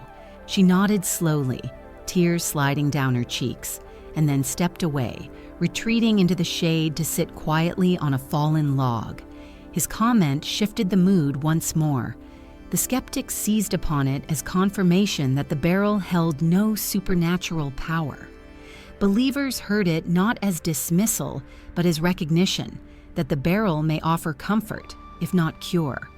But the overall effect was undeniable. The fervor that once surrounded the object had weakened. Some people began leaving the clearing, moving slowly down the path, shoulders slumped, eyes downcast. Their disappointment did not turn to anger. Rather, it felt like the slipping away of a dream in daylight. Around midday, the Kansas City Reporter returned, drawn not by rumors of miracles, but by the slow unraveling of the tale. He scribbled notes, capturing the shift in tone. He interviewed the woman who had come seeking relief for her husband, though she spoke only a few words. He watched the small group of lingering believers and observed how their hope flickered like a candle, fighting the wind. And he watched the skeptics, who now spoke more freely yet without triumph. There was no victory in being right, not in matters shaped by longing. The clearing grew warmer as the sun lifted higher. Shadows shortened, the air thickened. The barrel sat in stillness, its wood absorbing heat but giving nothing back. Yet even as disillusion settled over the grove, there were those who refused to give up entirely. One elderly woman, leaning heavily on her cane, told the reporter that people were too quick to lose faith when answers did not come easily. She said healing often moved slowly, like sap rising in a tree, almost invisible, but real nonetheless. She believed the barrel's power might be subtle, meant for those who listened with their hearts rather than their ears. Her words had little effect on the growing majority who now leaned toward skepticism, but for a moment they softened the edge of the mourning. Several people nodded. A few returned to touch the barrel again, not searching for miracles, but for a moment of quiet in the midst of disappointment. By late afternoon, the crowd had thinned to just a handful. Even the grove seemed relieved, breathing easier with fewer bodies stirring its stillness. The man in the coat lingered longer than usual, standing several feet from the barrel with his hands clasped behind his back. His gaze held something like resignation, or perhaps acceptance, of the story's new direction. At last, he stepped forward, placed his palm on the wood one final time, and whispered words too soft for anyone else to catch. He turned to leave, stepping back into the woods with the slow, deliberate stride that had become his signature.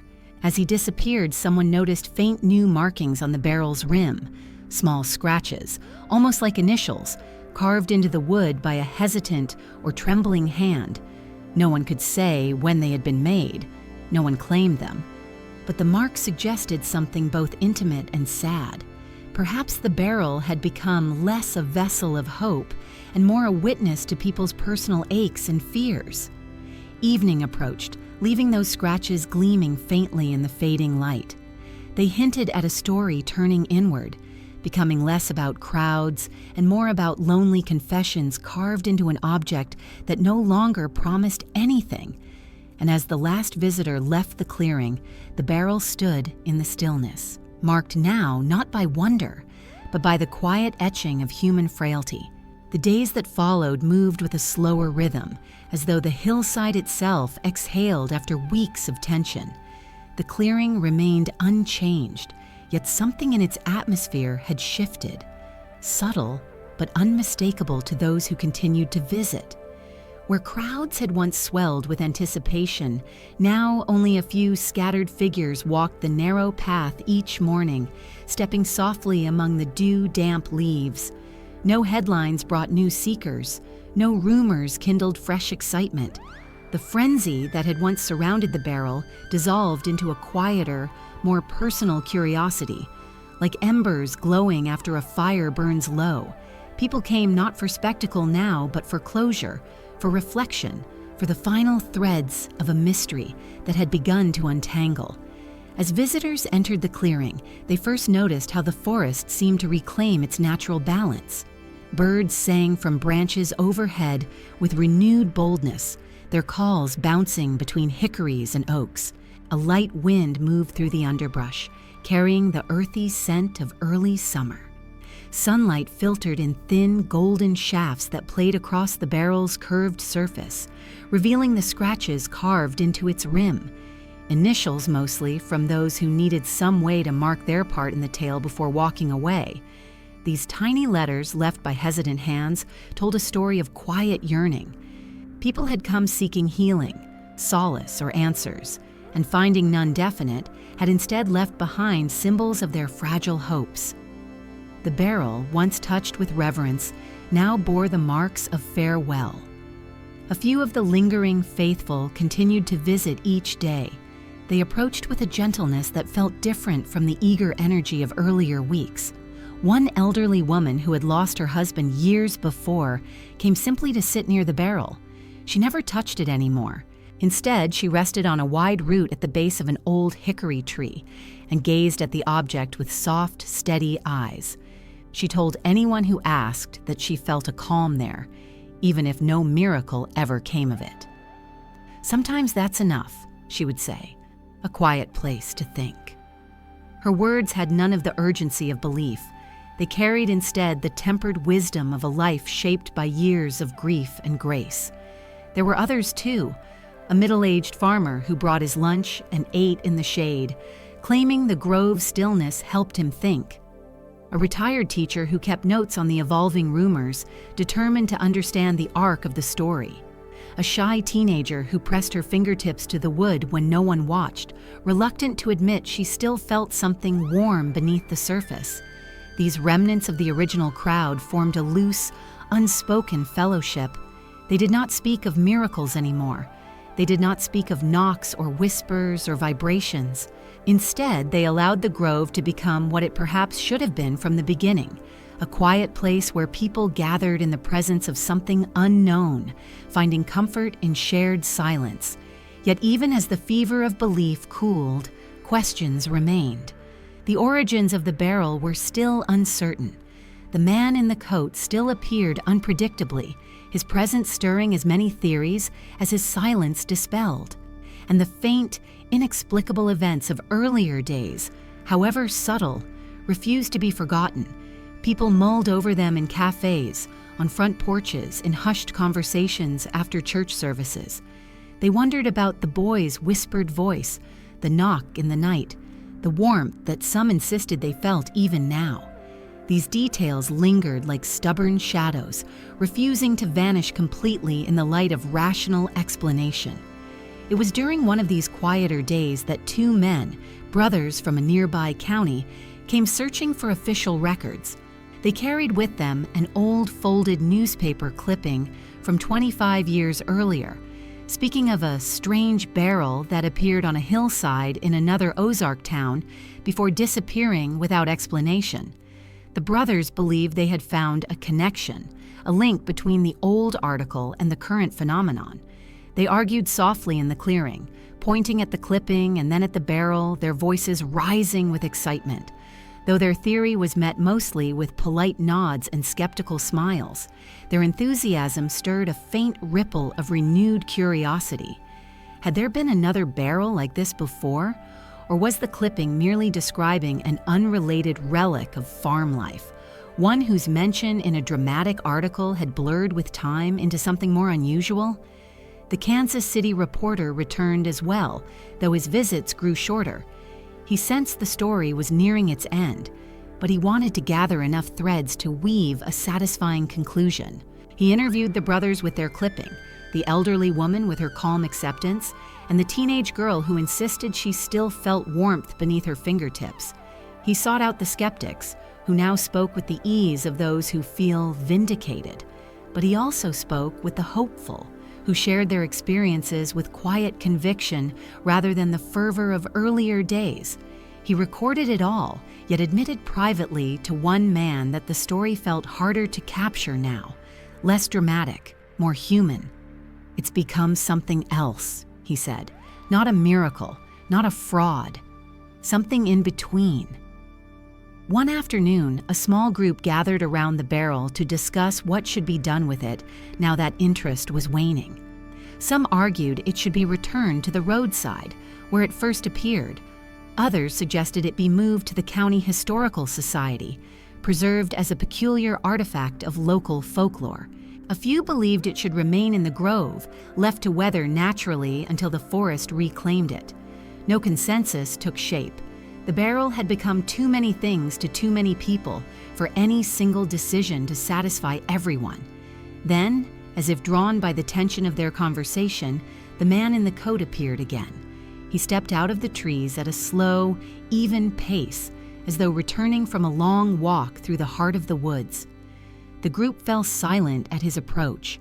His presence had that effect, quiet, understated, yet unmistakably commanding. He listened to their debate without interrupting, hands clasped loosely before him. After a while, the elderly woman asked him gently, "What do you think should happen to it?" For a moment, he did not answer. He stepped closer to the barrel, resting his hand on the same section of wood he always touched first. He ran his thumb along the carved initials, his face softened by some emotion no one could name. At last, he spoke in that low, thoughtful tone. "Some things were never meant to be held on to," he said. "Stories rise and then they settle. The land remembers what it needs to remember." His words closed the conversation. There was nothing more to debate. People nodded quietly, feeling the truth of his statement even if they did not fully understand it. The barrel, whatever it had been, now belonged to memory as much as presence. Later that evening, as the sun dipped low and the fireflies began to dance near the forest floor, the crowd thinned once more. A few lingered in the grove, reluctant to leave. The man in the coat stood a long time near the barrel, his silhouette etched against the dying light. When he finally turned away, he disappeared into the woods without a sound, leaving the grove to the cool breath of night. Those who remained said the clearing felt different after he left, as though something had loosened or lifted.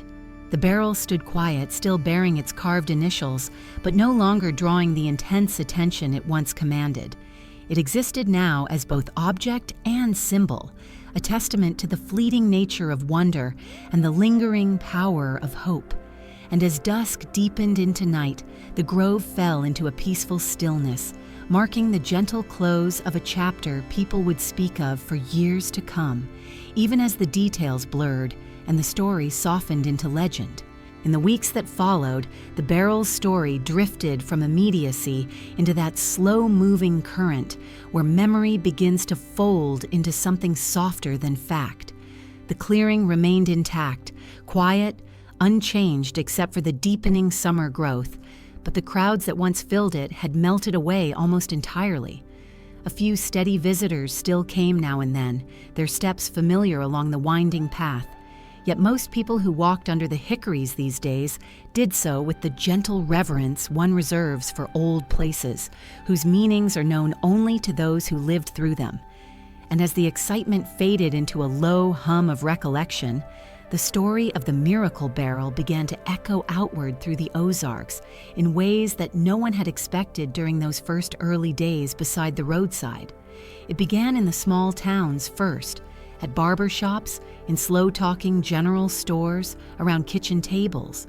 Folks retold the tale not with the urgency of believers or skeptics, but with the patience of storytellers passing along something curious and half understood. In rural communities, stories are rarely reported exactly as they happened.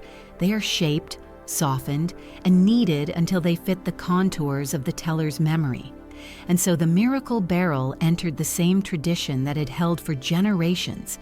Tales of healing springs, ghostly lanterns glowing on hilltops, wandering preachers who performed wonders, and animals that appeared at just the right moment.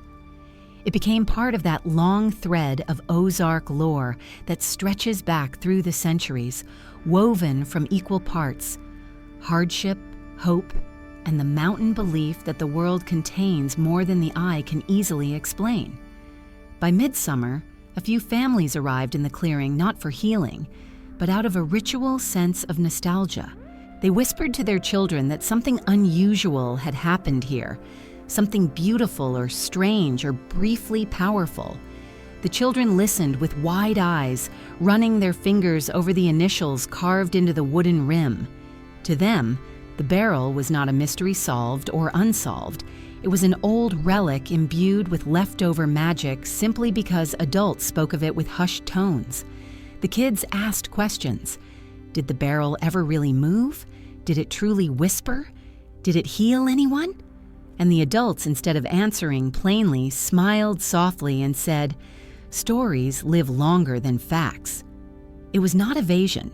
It was Ozark honesty. In these hills, truth and legend are not enemies. They walk side by side, neither fully overshadowing the other. Local businesses, too, found ways to fold the story into the broader rhythm of the region. A cafe in one nearby town painted a small sign that read, "Miracle Barrel Coffee, guaranteed to warm the spirit." A bait shop hung a hand-lettered note claiming fishermen touch the barrel for luck. Even a school teacher incorporated the tale into a lesson about local folklore, explaining how small events ripple into collective memory and how communities shape their own myths from shared experiences. None of these uses cheapened the story. Instead, they revealed the ways in which the Ozarks preserve what matters. Not the exact details, but the feeling a moment creates in the human heart. But the influence reached further still, threading itself into deeper cultural layers. The older folks, those who had lived through droughts, wars, and lean years, began to recall other times when the Ozarks had produced sudden waves of communal hope. A woman in her 70s told her pastor the barrel reminded her of an herbalist who lived near her childhood home, a quiet man who healed burns with whispered words. A retired miner said it brought back memories of a spring near his grandfather's farm that people visited for stomach ailments. These stories resurfaced because the Miracle Barrel had opened a door in the communal memory, a reminder that the land has always carried a subtle, steady belief in the extraordinary hiding within the ordinary. More surprisingly, the story reached an unexpected audience. Young storytellers, musicians, and local historians who found themselves captivated not by the question of whether the barrel truly held power, but by what the tale revealed about the people who believed in it. A folk singer wrote a ballad about the barrel moving under moonlight. A poet described the clearing as a place where sorrow gathered to rest. And two college students researching mountain folklore added the story to their catalog of post-war Appalachian and Ozark legends, noting how the barrel drew people not through spectacle, but through the simple, aching need for connection. Yet even as the legend strengthened, another layer of interpretation emerged, one shaped by distance, reflection, and the quiet wisdom that settles when the immediate emotional fog clears. People began asking not whether the barrel had healed anyone, but what it represented about the community itself. They saw in its popularity the shared longing of people who had endured difficult times and sought something, anything, that offered even a trace of comfort. They recognized in the frantic search for signs a kind of collective vulnerability, a yearning for meaning in a world that often offers none. And they realized that the barrel's power, whatever it was or wasn't, lay not in its wood or iron hoops, but in the gathering of people who brought their burdened hearts to a quiet clearing. The Kansas City Reporter published his final article that month. It did not sensationalize the tale, nor did it attempt to dismantle it. Instead, he wrote that the Miracle Barrel had shown him something unexpected, the way people hold on to hope in small rural places, weaving mystery into their daily lives, not because they are foolish, but because mystery brings them closer to one another. In the end, he wrote, the barrel proved less a miracle and more a mirror, reflecting the very human need for rest, whether in spirit, body, or simple companionship. Those words made their way back to the locals. Some nodded thoughtfully, others shrugged. A few disagreed, saying the reporter missed the simple truth that something unusual had indeed happened. But none disputed the larger message. The barrel had touched something inside the community, even if that something could not be labeled or measured. People discussed the article in stores, on porches, and in the pews of small country churches, adding their own insights to the story's growing complexity. And then there was the strange matter of modern imitations, small attractions popping up along highways where entrepreneurs placed old barrels at the edges of parking lots with signs inviting passersby to touch for luck or sit for healing. These roadside attempts were met mostly with amusement. Folks shook their heads, muttering that you can't force a legend to root itself in the wrong soil. Real stories grow where the land, the people, and the moment align, not where someone seeks profit. Still, even these imitations revealed how deeply the idea of the Miracle Barrel had woven itself into regional consciousness. For a brief time, even copycats felt compelled to imitate something genuine, though they never captured the original's quiet gravity. Back in the clearing, the barrel remained where it had been set by the men weeks earlier. It aged gently, taking on the few new nicks and scratches that came from shifting seasons. Moss began to collect at its base. A thin crack spread along one stave, but it remained upright as though rooted in the soil. A few wanderers still touched it on their walks, more out of habit than belief. Children carved hearts into its surface. Someone left a single wildflower on the lid one day, and the petals dried into a soft curl before drifting away. The man in the coat had not been seen in over a week, yet every now and then visitors swore they felt watched in a comforting, not haunting way, as though someone who once kept vigil still did so from a distance. And so the barrel became part of the land, part of the story strands that lace the Ozark Hills, part of the strange and quiet inheritance that lives in the region's culture. It was neither wholly miracle nor complete fabrication. It was something in between, a place where yearning met mystery, where the ordinary briefly cracked open to reveal something uncertain, and where the people of the Ozarks left behind a piece of themselves. None of them could say exactly what the barrel had been, but all of them knew it left something behind. The barrel remained in the grove through the turning of summer into early fall, standing quietly as the leaves began to dry and curl at their edges. The once vivid greens softened into tired yellows, and the morning air carried the faint smell of wood smoke drifting from distant homesteads. By this time, the barrel's tale had already settled into the fabric of Ozark memory. People no longer came seeking miracles or explanations. They came because something in the story tugged at them still, a gentle thread that led them back to the grove, not for answers, but for the simple act of revisiting a moment that now lived half in truth, half in something softer. And so, in these late days, the clearing took on a new character, quieter, dimmer, steeped in the kind of reflection that follows after a wave of belief has crested and washed itself gently upon the far shore.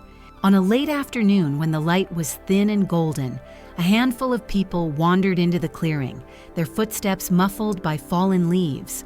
They did not gather together. Instead, each walked their own slow circle around the barrel, as though paying respect to something they could not quite name.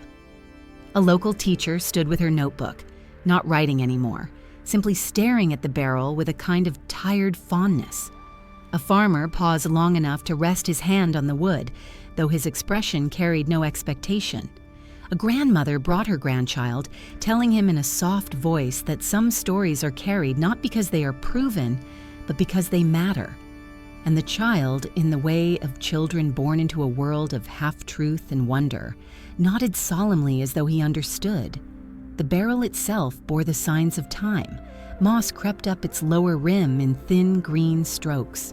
A faint crack deepened where the stave had once split under heat. The carved initials had darkened into the wood. Rainwater left tiny trails in the grain after each storm, and sun dried them into faint lines that looked almost like wrinkles on a face that had listened to too many stories. Yet for all the marks it accumulated, the barrel did not seem diminished. If anything, these signs made it appear more at home in the grove, more a part of the land, as though the earth had finally accepted it not as an oddity, but as a resident. One day, a local historian visited the clearing, carrying with him old photographs and brittle clippings he had collected from libraries and courthouse archives. He hoped to piece together the origins of the barrel, to anchor the legend in something concrete. He studied the iron hoops, the grain of the oak, the workmanship visible along the joints. His eyes narrowed with the practiced scrutiny of someone accustomed to measuring the age of a thing by the scars it carried. But after hours of inspection, he admitted quietly to the others that nothing about the barrel was particularly unusual. The wood was local. The craftsmanship belonged to no specific hand. There was nothing that distinguished it from any number of old barrels lost to farms, barns, or orchards over the years. The object itself refused to reveal anything. The historian shut his folder, sighed softly, and sat beside the barrel, resting his palm against the wood. Not as an inquiry, but as a farewell gesture to a puzzle he realized he would not solve. By late afternoon, when the historian left, a faint wind stirred the remaining leaves on the branches. They trembled overhead, whispering softly in the way leaves do when the world quiets. And it was during that hush that the man in the coat returned. No one saw him approach. He appeared at the edge of the clearing as though he had never truly left. Some of those present straightened at the sight of him, remembering his role in the story, not as its author, but as its silent witness. He walked slowly, his coat brushing the tops of fallen leaves, and approached the barrel without acknowledging the few people scattered in the grove. His hand, gloved against the chill, rested on the same place along the stave where he had always touched. For a long while, he said nothing. He seemed to be listening, though no sound stirred the air except the faint rustle of branches. Finally, he spoke in a voice softer than the one any of them remembered, as though speaking not to the people, but to the barrel itself. "Everything passes," he murmured, "even the weight of belief." His words drifted across the clearing like a final note carried by wind. Then he stepped back, observing the barrel with an expression touched by tenderness, an emotion so subtle that only those standing closest would have recognized it. A woman approached him, emboldened by the silence. She asked what the barrel had meant to him, why he had stayed close through all the uncertainty. The man in the coat looked at her with calm, steady eyes, and after a moment, he answered, "I stayed because people found something here, not because of what this barrel is, but because of what it allowed them to share." He gestured faintly toward the grove. "These hills have seen sorrow and hope in equal measure. Sometimes a story is the bridge between the two." His statement did not satisfy every question, nor was it meant to. It simply settled into the minds of those who heard it, resting there like a stone placed gently beside a riverbank. And with that, he turned and walked away, disappearing between the trees for the last time. No one followed.